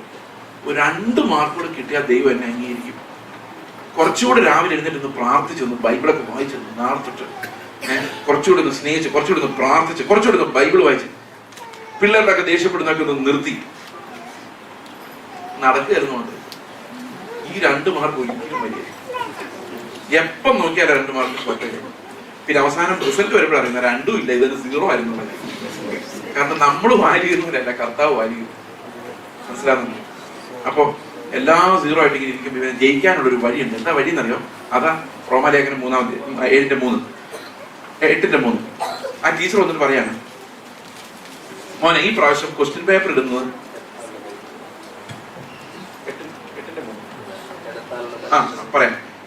ക്വസ്റ്റ്യൻ പേപ്പർ ഇടുന്നത് ഞാൻ, നല്ല കാര്യമല്ലേ? അപ്പൊ കുറച്ചൊരു ആശ്വാസമായി. കാരണം എന്താ, ഈ ക്വസ്റ്റ്യൻ പേപ്പർ ഇവന് നേരത്തെ കിട്ടിയ. അപ്പോ ഒരു പ്രശ്നം എന്താ വെച്ചാൽ, ഈ ക്വസ്റ്റ്യൻ നേരത്തെ അറിയാവുന്ന ക്വസ്റ്റ്യൻസ് നമുക്കെല്ലാം അറിയാമല്ലോ. സ്നേഹിക്കണം, കരുണ നടക്കുന്നില്ല. ക്വസ്റ്റ്യൻ നേരത്തെ കിട്ടിയാലും ഒന്നും ചെയ്യാൻ നമ്മളെ കൊണ്ട് പറ്റിയത്. അപ്പൊ അതുകൊണ്ട് കാര്യം. അപ്പൊ ടീച്ചർ പറയാണ്, ഞാനാണ് ഇത് പേപ്പർ കറക്റ്റ് ചെയ്യുന്നത്. അതുകൊണ്ട് കാര്യമില്ല, കാരണം ടീച്ചർ നീതിയായിട്ട് കറക്റ്റ് ചെയ്യാൻ പറ്റുള്ളൂ. പേപ്പറിൽ ഇല്ലാത്ത കറക്റ്റ് ചെയ്താൽ ആണ് ടീച്ചറുടെ പണി പോകും. അപ്പൊ അത് നടക്കുക. പിന്നെ എന്ത് സദ്വാർത്ത പറയാൻ പറ്റുന്നറിയോ? ഈ ടീച്ചർ പറയാണ്, മോനെ നിനക്ക് എഴുതാനും വായിക്കാനും പറ്റാത്തതുകൊണ്ട് നിനക്ക് പകരം ഒരാൾ എക്സാം എഴുതാം, നീ പറഞ്ഞു കൊടുത്താൽ മതി, അവൻ എഴുതിക്കൊള്ളു. സ്ക്രൈബിനെ വെക്കാം, കാരണം ഡിസ്ലെക്സിയ ഉള്ള പിള്ളേർക്ക് പകരം ഒരാളെ വെച്ച് എഴുതിപ്പിക്കാം. അപ്പൊ ഈ പറഞ്ഞു, പകരം ഒരാളെ വെച്ച് എഴുതിപ്പിച്ചിട്ട് ഞാൻ പറഞ്ഞു കൊടുക്കണ്ടേ? എനിക്കൊന്നും അറിയത്തില്ലല്ലോ. അത്രയും ദയനീയ അവസ്ഥയാണ്. അപ്പൊ ടീച്ചർ പറയാ, ഈ പ്രാവശ്യം നിന്റെ സ്ക്രൈബ് ഞാനാ. എത്ര മാർക്ക് കിട്ടും? എത്ര മാർക്ക് കിട്ടും? അപ്പൊ നമ്മുടെ ബലഹീനതകൾ അതിജീവിക്കണമെങ്കിൽ എന്ത് ചെയ്യണം? ഈ ഡിസ്ലെക്സിയെ പിടിച്ച പൊട്ടനും മൃഗത്തെ പോലെ ഇരിക്കുന്ന എനിക്ക് 100 മാർക്ക് കിട്ടാനുള്ള വഴി എന്താ? ഞാൻ നേരത്തെ നിങ്ങളോട് പറഞ്ഞില്ലേ, ഈ എന്താ ദോഹ ചർച്ച് ഓഫ് ഗോഡിൽ വന്ന് ഞാൻ പ്രസംഗിച്ചിട്ട് പോകുമ്പോൾ എനിക്ക് എത്ര മാർക്ക് സ്വർഗത്തിൽ വീഴും? എത്ര വീഴുന്നാ പറഞ്ഞേ? ഞാൻ ഈ 0 വാങ്ങിക്കാൻ വേണ്ടി എയറോപ്ലെയിനെ ഇവിടെ വരും നിങ്ങൾ വിചാരിക്കുന്നുണ്ടോ? 0 മേടിക്കാൻ വന്നതല്ല, കാരണം എനിക്കൊരു പകരക്കാരനുണ്ട്. ഇനി 3-ാം അധ്യായം വായിച്ചു. മൂന്നാം വാക്യം 8:3. ജഡത്താനുള്ള ബലഹീനത, അതെന്റെ ശരീരത്തിന്റെ ബലഹീനതയാണ്. ശരീരം കൊണ്ട് പറ്റുന്നില്ല. ബലഹീനത നിമിത്തം ന്യായപ്രമാണത്തിന് കഴിയുന്നില്ല. കാരണം എന്താ? ന്യായപ്രമാണം ഒത്തിരി നിയമങ്ങൾ പറയുന്നുണ്ട്, പക്ഷെ എന്റെ ശരീരം ബലഹീനമായതുകൊണ്ട്. അത് 7-ാം അധ്യായത്തിൽ പറയുന്നത്. ന്യായപ്രമാണം നല്ലത് തന്നെ, എന്നാൽ ഞാനോ ജഡമയൻ, പാപത്തിന് ദാസനായി വിൽക്കപ്പെട്ടവൻ, എന്നിലൊരു നന്മയോ എന്റെ ജഡത്തിൽ വസിക്കുന്നില്ല. നിയമം ഒന്നാന്തരം, പക്ഷെ നിയമം അനുസരിക്കാനുള്ള എന്തില്ല? ഒരു ജഡം എനിക്ക് ഇല്ല. കാരണം ഈ ജഡത്തിൽ ഒരു നന്മയും വസിക്കുന്നില്ല. അപ്പം ജഡത്താനുള്ള ബലഹീനത കാരണം ന്യായപ്രമാണത്തിന് സാധിക്കുന്നില്ല. എന്തിനാ സാധിക്കുന്നില്ല? നീതി പൂർത്തീകരിക്കാൻ സാധിക്കുന്നില്ല. കാരണം എന്നെ പോലുള്ള ഒരുത്തന്റെ നിയമം നടത്തിയിട്ട് ഒരു പ്രയോജനമില്ല. കാരണം എന്നിൽ എന്തുണ്ടാകുന്നില്ല? ഈ നിയമം പൂർത്തീകരിക്കാൻ ആവശ്യമായ വികാരങ്ങൾ എന്റെ ശരീരത്തിൽ ഉണ്ടാകുന്നില്ല. അപ്പൊ ജഡത്താലുള്ള ബലഹീന നിമിത്തം ന്യായപ്രമാണത്തിന് കഴിയാത്തതിനെ സാധിപ്പിക്കാൻ ദൈവം തന്റെ പുത്രനെ പാപജഡത്തിന്റെ സദൃശത്തിലും പാപ നിമിത്തവും. ഓക്കെ, അപ്പൊ എന്താ ചെയ്തത്? എന്നെ പോലുള്ളൊരു ജഡത്തെ പാപജഡത്തിലല്ല കേട്ടോ, പാപജഡത്തിന്റെ സദൃശത്തിൽ. ഇത് നമ്മൾ വളരെ വ്യക്തമായിട്ട് മനസ്സിലാക്കേണ്ട ഒരു കാര്യമാണ്. ഇന്ന് പല സഭകളിലും യേശുവിന് നമ്മളെ പോലെ പാപം ചെയ്യാൻ പറ്റുന്ന ഒരു ശരീരമായിരുന്നു എന്ന് പഠിപ്പിക്കുന്നുണ്ട്. That's absolutely wrong. അങ്ങനെയല്ല. അവന്റെ ശരീരം പാപജഡത്തിന്റെ സദൃശത്തിലായിരുന്നു, പാപജഡമായിരുന്നില്ല.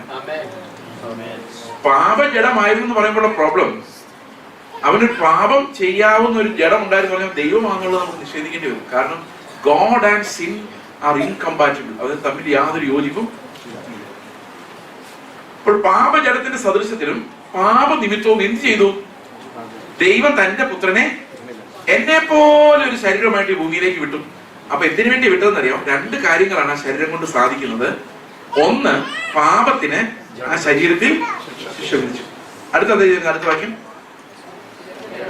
ജഡത്തെയല്ല ആത്മാവിനെ അത്ര അനുസരിച്ച് നടക്കുന്ന നമ്മിൽ ന്യായപ്രമാണത്തിന്റെ നീതി നിറവേറേണ്ടതിന് തന്നെ എന്ന് പറഞ്ഞാൽ അതിന്റെ അർത്ഥം ജഡത്തെ അനുസരിച്ചല്ല, ആത്മാവിനനുസരിച്ച് ഞാൻ നടക്കുകയാണെങ്കിൽ എന്റെ ജഡത്തിന്റെ ബലഹീന നിമിത്തം നിറവേറാൻ പറ്റാതെ പോയ ന്യായപ്രമാണം ആരുടെ ശരീരത്തിൽ നിറവേറി? യേശുവിന്റെ ശരീരത്തിൽ നിറവേറി. അവന്റെ ആത്മാവ് നമ്മളിലേക്ക് വരുമ്പോൾ അത് നമ്മളിലും നിറവേറും. ഇതാണ് കർത്താവ് വെച്ചിരിക്കുന്ന വഴി. ആണോ അല്ലയോ? ഓക്കെ, അപ്പോൾ എവിടെയുണ്ട്? നമുക്കൊരു പകരക്കാരനുണ്ട്. എവിടെയെല്ലാം ഉണ്ട്? ക്രൂശിൽ അവൻ എനിക്ക് പകരം മരിച്ചു. പകരക്കാരൻ, എന്റെ മരണശിക്ഷ മാറി. അത് മാത്രമല്ല, നമ്മുടെ ജീവിതത്തിന്റെ ഓരോ നിമിഷങ്ങളിലും ഞാൻ ഇവിടെ പ്രസംഗിച്ചുകൊണ്ടിരിക്കുമ്പോഴും എനിക്കൊരു പകരക്കാരനുണ്ട്. ഞാനല്ല, ആ പകരക്കാരൻ എന്നിലൂടെ നിങ്ങളോട് സംസാരിക്കുന്നുണ്ട്. എനിക്കത് വിശ്വാസമാണ്. കാരണം ഞാനിവിടെ നിൽക്കുമ്പോൾ ഞാൻ പറയുന്ന, കർത്താവെ, ഞാൻ ബലഹീനനും മൃഗത്തെ പോലെ യാതൊരു മെറിറ്റും ഇല്ലാത്ത പൊട്ടനെ പോലെയാണ് ഞാൻ നിൽക്കുന്നത്. നീ എന്നിലൂടെ സംസാരിച്ചില്ലെങ്കിൽ ഈ ജനത്തിനൊന്നും മനസ്സിലാവില്ല. എനിക്ക് പോലും മനസ്സിലാവാറില്ല പറയുന്ന പല കാര്യങ്ങൾ. കർത്താവ് തന്നെ വചനം വെളിപ്പെടുത്തിയാതെ ഇതൊന്നും മനസ്സിലാവില്ല. അപ്പൊ ഞാനിത് പറഞ്ഞുകൊണ്ടിരിക്കുമ്പോ എന്റെ ഉള്ളിലെ ഞരക്കം ആ പ്രസംഗകനെ പോലെ ആകണമെന്നല്ല, നിങ്ങളെ രസിപ്പിക്കണമെന്നല്ല, നിങ്ങൾക്ക് പുതിയ പുതിയ തോട്ട്സ് തരണമെന്നല്ല. കർത്താവെ, നീ ഒരു കാര്യം ഇവരോട് പറയുവാണെങ്കിൽ ഈ രാത്രിയിൽ എന്തായിരിക്കും എമർജൻസി ആയിട്ട് പറയുന്നത് എന്നതിലേക്ക് ഞാൻ എത്തുമ്പോൾ അവിടെ സ്വർഗത്തിൽ എഴുതി വെക്കുകയാണ്, ചെയ്സ് സ്വന്തം ശരീരത്തിൽ ആശ്രയിച്ചിട്ടില്ല, യേശുവിലാണ് ആശ്രയിച്ചത്. അതുകൊണ്ട് യേശു പ്രസംഗിച്ചപ്പോഴുള്ള നീതി അവന്റെ അക്കൗണ്ടിലോട്ട് ഇട്ടേക്കും. വിശ്വാസത്താലുള്ള നീതി എങ്ങനെ എനിക്ക് വന്നത്? എന്റെ പകരക്കാരനിലൂടെ വരുന്നത്. ഞാൻ എപ്പോൾ അത് വിശ്വസിക്കുന്നോ അപ്പോൾ യേശു അനുസരിച്ച നീതി എന്റെ അക്കൗണ്ടിലേക്ക് വന്നു. ഞാൻ തിരിച്ചു പോകുന്ന എത്ര മാർക്ക് കൊണ്ടായിരിക്കും എന്നറിയോ? 100 മാർക്ക് കൊണ്ട് പോകാൻ വേണ്ടി ഞാൻ വന്നത്. അങ്ങനെയാണെങ്കിൽ ഞാൻ എപ്പോഴും എന്ത് വിശ്വസിക്കണം? ഞാനല്ല ക്രിസ്തു അത്രേ, ഞാനല്ല ക്രിസ്തു അത്രേ. വീട്ടിൽ പിള്ളേരോട് സംസാരിക്കുമ്പോൾ ഞാനല്ല ക്രിസ്തു സംസാരിക്കും. ഭർത്താവിന്റെ ഭാര്യയോട് അങ്ങോട്ടും ഇങ്ങോട്ടും സംസാരിക്കുമ്പോൾ ഞാനല്ല കർത്താവേ നീ. ഇങ്ങനെ വരുമ്പോ എല്ലായിടത്തും പകരക്കാരനായിട്ട് ആര് വന്നു?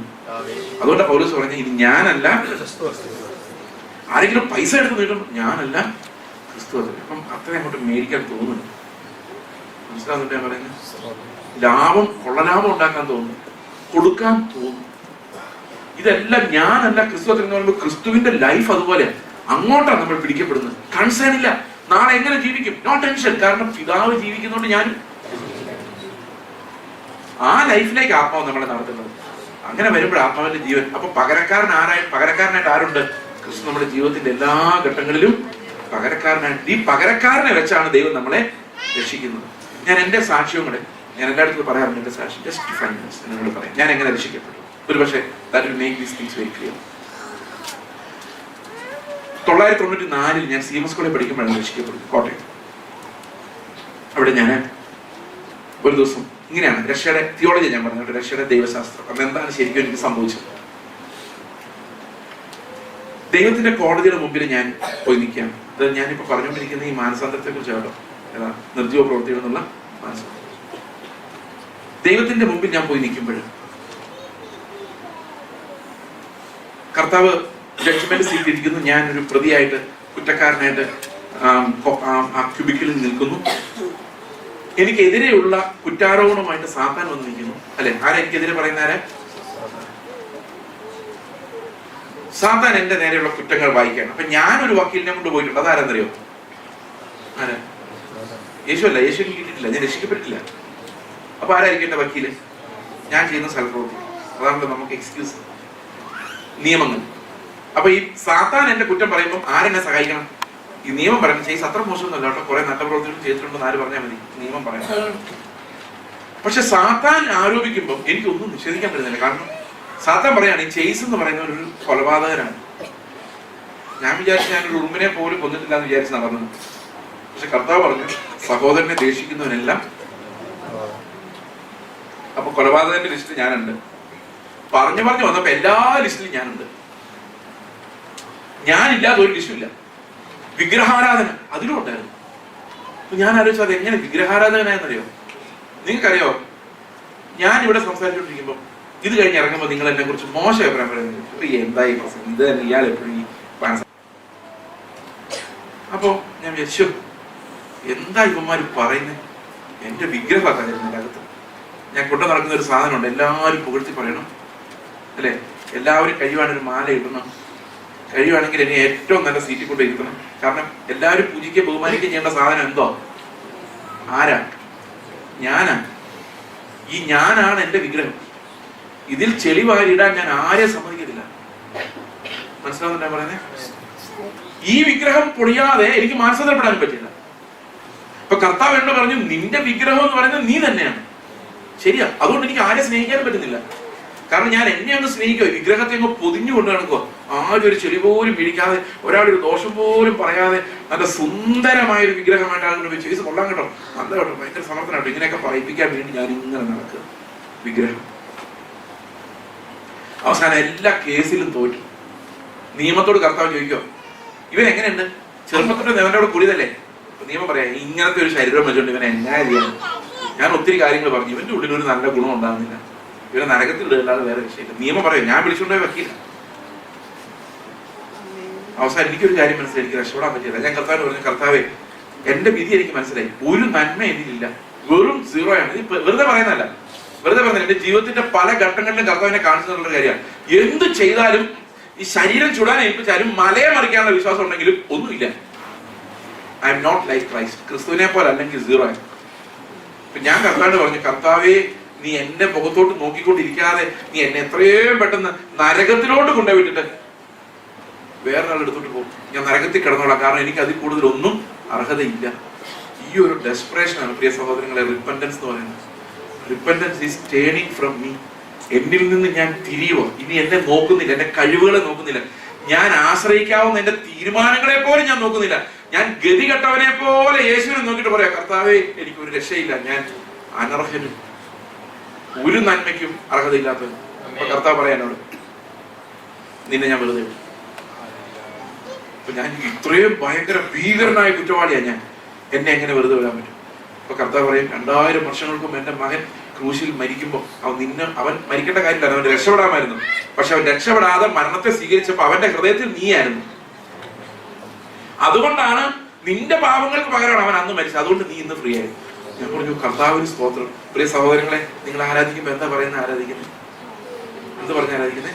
ഇത്രത്തോളം നടത്തിയെന്നോ, കഴിഞ്ഞ ആഴ്ച നല്ല ആഹാരം തന്നേനോ, അത് നല്ല ജോലി തന്നേനോ, ദോഹയിൽ കൊണ്ടുവന്നേനോ, പൈസ തന്നേനോ, എന്തിനാ ദൈവത്തെ ആരാധിക്കുന്നത്? എനിക്ക് പകരം കാൽവരി ക്രൂസിനോട് മരിച്ചെന്ന് പറഞ്ഞാണോ നമ്മൾ ആരാധിക്കുന്നത്?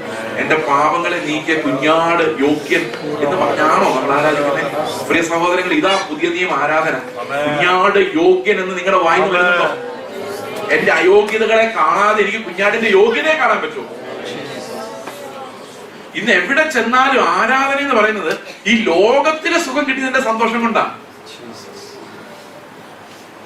സത്യം പറഞ്ഞ കർത്താവ് ഇതോർത്ത് എന്ത് സങ്കടപ്പെടുന്നുണ്ടാവും ഞാൻ ഓർത്ത്. ലോകത്തിലെ സുഖങ്ങൾ തന്നതിന് കർത്താവേ സ്തോത്രം. അവൻ പ്രാണവേദനയോടെ പിടഞ്ഞ് മരിച്ചതിനെ കുറിച്ച് ഒരു ചിന്ത പോലും നമുക്ക്.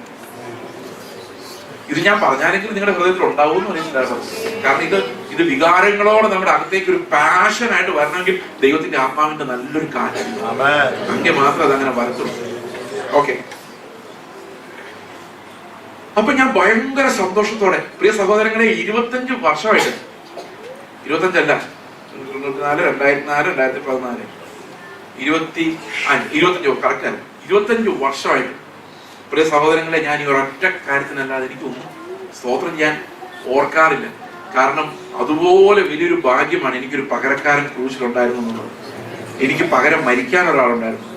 അപ്പൊ ഞാൻ കർത്താവിനോട് പറയാം, കർത്താവേ താങ്ക് യു ജീസസ്, എന്നെ രക്ഷിച്ചതിനായിട്ട് സ്തോത്രം. എപ്പോഴും നമ്മൾ വായിരിക്കേണ്ട സ്ഥിതി, കർത്താവെ എന്നെ രക്ഷിച്ചതിനായിട്ട് സ്തോത്രം, എനിക്ക് പകരം നീ നിന്റെ ജീവനെ വെച്ചതിനായിട്ട് സ്തോത്രം. തന്റെ സ്നേഹിതന് വേണ്ടി ജീവനെ കൊടുക്കുന്നതിനേക്കാൾ അധികം സ്നേഹം ആർക്കുമില്ല. നീ ആ സ്നേഹം കൊണ്ട് എന്നെ സ്നേഹിച്ചതിനായിട്ട് സ്തോത്രം. അപ്പൊ കർത്താവിനോട് പറയാം അത് തീർന്നിട്ടില്ല. എന്റെ നെറ്റിയിൽ അവൻ നീതിമാനം എഴുതി. ഞാൻ പറഞ്ഞു, ഒരു നീതിയും ചെയ്യാത്ത എന്നെയോ? അപ്പൊ കർത്താവ്, ഇത് നിന്റെ നീതിയല്ല, 2000 വർഷങ്ങൾക്ക് മുമ്പ് നിനക്ക് വേണ്ടി കർത്താവായ യേശു ക്രിസ്തു തികച്ച നീതിയാണ് നിന്റെ നെറ്റിയിൽ എഴുതി വെച്ചിരിക്കുന്നത്. അവന്റെ നീതിയാൽ നീ നീതിമാനായിരിക്കോ? ഇനി ജീവിക്കുമ്പോൾ എപ്പോഴും ഓർക്കണം, നീ പഴയ ആളല്ല, പുതിയ ആളാണ്. പുതിയ ആള് നീതിമാനാണ്. ആരുടെ നീതി നമ്മുടെ മേലുള്ളത്? യേശുവിന്റെ നീതിയാണ്. യേശുവിന്റെ നീതിയാൽ നീതീകരിക്കപ്പെട്ട എത്ര പേര് ഇവിടെ ഇരിപ്പുണ്ട്? നിങ്ങൾ ചിന്തിക്കുന്നുണ്ടോ ഇതിനെ കുറിച്ച്? നമ്മൾ നടക്കുമ്പോഴും ഇരിക്കുമ്പോഴെല്ലാം അവന്റെ ആത്മാവ് നമ്മളെ ബോധ്യപ്പെടുത്തുന്നത്, അവന്റെ ജീവൻ നമ്മുടെ ഉള്ളിൽ വന്നിട്ടുണ്ടെങ്കിൽ ആ ജീവൻ ബോധ്യപ്പെടുത്തേണ്ടത് നിങ്ങൾ ജീവിക്കുന്നത് യേശുവിന്റെ ജീവനാണെന്നുള്ളതാണ്. ആ യേശുവിന്റെ ജീവനോടുള്ള ഞരക്കമാണ് നമ്മളെ അവനിലേക്ക് അടുപ്പിച്ച് കൊണ്ടുപോകുന്നത്. നിർജീവ പ്രവൃത്തികൾ എന്നുള്ള മാനസാന്തരം എന്ന് പറഞ്ഞാൽ ശരിക്കും എന്താ അർത്ഥം തന്നെ? ഒറ്റ അർത്ഥത്തിൽ അത് പറയാം. ഇതേ ഉള്ളൂ. രണ്ടാം ദിവസം ഇത് തന്നെ പറഞ്ഞോളൂ. നിർജീവ പ്രവൃത്തികളെ കുറിച്ചുള്ള മാനസാന്തരം എന്ന് പറഞ്ഞാൽ എന്റെ പഴയ മനുഷ്യന്റെ മരണമാണ്. Death of that old. മരിക്കുക. ഇനി ഞാൻ എന്നെ കൗണ്ട് ചെയ്യുന്നില്ല. I am gone. എങ്ങനെ ഗോൺ എന്നറിയാം? എന്റെ സകല അസറ്റോടും കൂടി ഗോൺ. ഞാൻ നല്ലതെന്ന് വിചാരിച്ച എല്ലാ ഗുണങ്ങളോടും കൂടി ഗോൺ. എന്റെ കഴിവുകളോടുകൂടെ ഗോൺ. ആ പഴയ മനുഷ്യൻ അതുപോലെ ഗോൺ. Given to death. ഈ മരണമാണ് ശരിക്കുമുള്ള മാനസാന്തരം. പഴയതിനെ ആശ്രയിക്കാത്ത മരണം. ഇത് ഈ മാനസാന്തരത്തെ കുറിച്ച് നമുക്ക് ഏറ്റവും നല്ല പാസേജ്, 2 പാസേജ് ഉണ്ട്. ഇതെല്ലാം പറയാൻ സമയമില്ല. ഈ 2 പാസേജിൽ ഒരു പാസേജ് ഫിലിപ്പിയ ലേഖനമാണ്. ഫിലിപ്പിയ ലേഖനത്തിന്റെ 3-ാം അധ്യായത്തിൽ സ്ട്രോങ് ആയിട്ടുള്ള മാനസാന്തരത്തെ കുറിച്ചുള്ള പാസേജാണ്. നമുക്ക് നോക്കാം എന്താണ് മാനസാന്തരം. Turning to Christ. ഫിലിപ്പിയ ലേഖനം 3-ാം അധ്യായത്തിന്റെ 5-6 വാക്യങ്ങൾ. ഫിലിപ്പിയ ലേഖനം 3-ന്റെ 8-ാം നാളിൽ പരിച്ഛേദനയേറ്റവൻ ഇസ്രായേൽ ജാതിക്കാരൻ ബെന്യാമീൻ ഗോത്രക്കാരൻ എബ്രായരിൽ നിന്ന് ജനിച്ച എബ്രായൻ ന്യായപ്രമാണം സംബന്ധിച്ച് പരീശൻ ശുഷ്കാന്തി സംബന്ധിച്ച് സഭയെ ഉപദ്രവിച്ചവൻ ന്യായപ്രമാണത്തിലെ നീതി സംബന്ധിച്ച് അനിന്ദൻ. ന്യായപ്രമാണത്തിലെ നീതി സംബന്ധിച്ച് അനിന്ദൻ. ഇപ്പൊ കുറെ ക്വാളിറ്റീസ് ഉണ്ട് അല്ലെ? നമ്മൾ നമ്മുടെ ലൈഫിലേക്ക് നോക്കിയ കുറെ ക്വാളിറ്റീസ് ഇല്ലേ? നിങ്ങൾ എന്തൊക്കെ ക്വാളിറ്റീസ് ഉള്ളവരായിട്ടാണ് നിങ്ങളെ തന്നെ കാണുന്നത് നോക്കി. ഞാൻ പറയാം, നല്ല കുടുംബത്തിൽ പിറന്നവർ അല്ലെ, നല്ല പൈസ ഉള്ളവർ, അതൊരു മലയാളി സമ്മതിക്കില്ല. നല്ല പൈസ ഉള്ളവരുടെ ലിസ്റ്റിലുള്ളവർ കൈവക്കാൻ പറഞ്ഞാൽ ആരും കൈവക്കില്ല. പക്ഷെ നല്ല കുടുംബത്തിൽ പറഞ്ഞവരുടെ ലിസ്റ്റ് പറഞ്ഞ നമ്മളെല്ലാവരും നോക്കും അല്ലേ? അതാണ് നമ്മുടെ ഒരു സ്വഭാവം. പിന്നെ വിദ്യാഭ്യാസമുള്ളവർ. ഈ സഭയിൽ ഏറ്റവും നീതിമാന്മാരായ ആൾക്കാരൊക്കെ ആരില്ല. ദൈവത്തിന് സ്തോത്രം. അപ്പൊ ഇങ്ങനെ പല ലിസ്റ്റിൽ നമ്മളുണ്ട്. എബ്രായൻ ജനിച്ച എബ്രായൻ, നല്ലപോലെ ഇംഗ്ലീഷ് പറയുന്നവൻ, അങ്ങനെ വേണമെങ്കിൽ നമുക്ക് മാറ്റാം. പിന്നെ നല്ലപോലെ പെരുമാറാൻ അറിയാവുന്നവൻ, പിന്നെ നല്ല സ്കൂളിൽ പഠിച്ചവൻ, ഇങ്ങനെ പല ക്വാളിറ്റീസ്. പിന്നെ ഏറ്റവും നല്ല കാര്യം, കേരളത്തിലെ ചെന്ന് കഴിഞ്ഞാൽ പിന്നെ പറയാനുമില്ല, രാഷ്ട്രീയ നേതാക്കളുമായിട്ട് സ്വാധീനമുള്ളവൻ, അവനാണ് പിടിക്കുന്നത് അല്ലെ? ഇവിടെ പൗലോസ് പറയാണ്, ഈ ഇത്രയൊക്കെ അസറ്റ് ഉണ്ടായിരുന്നവനാണ് ഞാൻ. അപ്പൊ ഏതെല്ലാം ലിസ്റ്റിൽ പൗലോസ് ഉണ്ട്? നീതിമാന്മാരുടെ ലിസ്റ്റിൽ പൗലോസ് ഉണ്ട്, രാഷ്ട്രീയ സ്വാധീനമുള്ളവരുടെ ലിസ്റ്റിൽ പൗലോസ് ഉണ്ട്, ധനവാന്റെ ലിസ്റ്റിൽ പൗലോസ് ഉണ്ട്. ഇതൊന്നും ഇവിടെ പറഞ്ഞിട്ടില്ല കേട്ടോ. ന്യായപ്രമാണം സംബന്ധിച്ചുള്ള ഗമ മാത്രമേ പൗലോസ് പറഞ്ഞിട്ടുള്ളൂ, വേറെ ഒന്നും പറഞ്ഞിട്ടില്ല. വേറെ ഒത്തിരി പറയാനുണ്ട് ജഡത്തിൽ, പക്ഷെ പറഞ്ഞിട്ടില്ല. എന്നിട്ട് ഈ പൗലോസ് പറയാണ്, അടുത്ത വാക്യം, 7-ാം വാക്യം, എങ്കിലും എനിക്ക് ലാഭമായിരുന്നതൊക്കെയും ക്രിസ്തു നിമിത്തം ഞാൻ ഛേദമെന്ന് എണ്ണിയിരിക്കും. അപ്പൊ ഇത് ഛേദം എന്ന് പറഞ്ഞാൽ എന്തോ? നഷ്ടം. ഉദാഹരണത്തിന് എങ്ങനെയാണ് ഈ ലാഭമായിരുന്നല്ല ഛേദമായിട്ട് വരുന്നത്? എബ്രായർ തിരിച്ച് എബ്രായർ, നല്ല കാര്യമല്ലേ, എബ്രായ ഭാഷ പറയാൻ മേലെ. അതെങ്ങനെ നഷ്ടമായി മാറിയത്? നല്ല രാഷ്ട്രീയ സ്വാധീനം, അതെങ്ങനെ നഷ്ടമായി മാറുന്നത്? നല്ല കാര്യമല്ലേ? ആരെങ്കിലും മിഷണറി ആയിട്ട് നോർത്ത് ഇന്ത്യയിലോട്ട് പോകുമ്പോൾ അവർക്ക് മാസം 20,000 രൂപ സാലറി, നല്ല കാര്യമല്ലേ? അസറ്റ് അല്ലേ ഇതെല്ലാം? നല്ല സ്നേഹമുള്ള കുടുംബം, അസറ്റ് അല്ലേ ഇതെല്ലാം?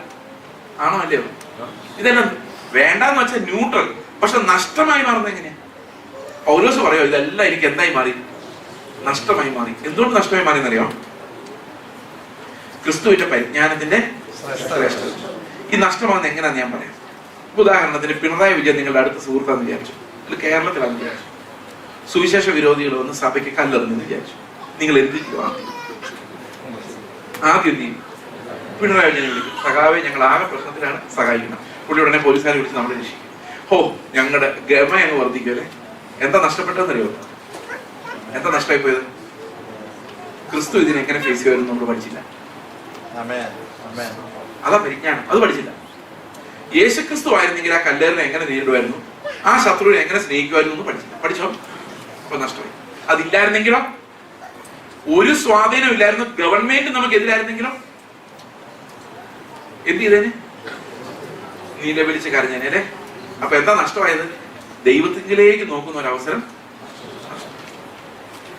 ബന്ധുക്കൾ, നല്ല ബന്ധുക്കളും പണം ഉണ്ടെങ്കിൽ എന്താ സംഭവിക്കുന്നത്? ഉദാഹരണത്തിന് ഞാൻ കല്യാണം കഴിച്ച് കഴിഞ്ഞപ്പോൾ എന്റെ അപ്പൻ എന്റെ ഭാര്യ വിളിച്ചിട്ട് പറഞ്ഞു, ഞാൻ പറയുന്ന ഒന്നും അനുസരിച്ചില്ല,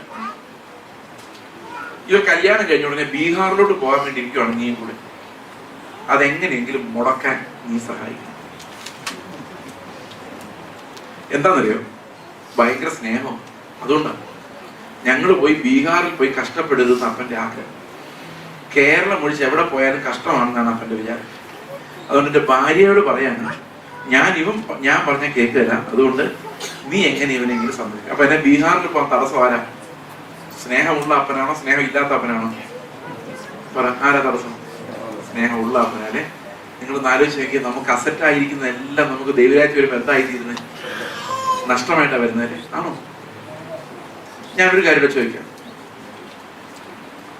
1 കോടി രൂപ അസറ്റുള്ള 5 കോടി രൂപ അസറ്റുള്ള ഒരു അപ്പനെ വിട്ടിട്ട് സുവിശേഷത്തിലേക്ക് പോകാനാണ് എളുപ്പം, അതോ 5 നയാ പൈസ കയ്യിലില്ലാത്ത അപ്പനെ വിട്ടിട്ട് പോകാനാണ് എളുപ്പം?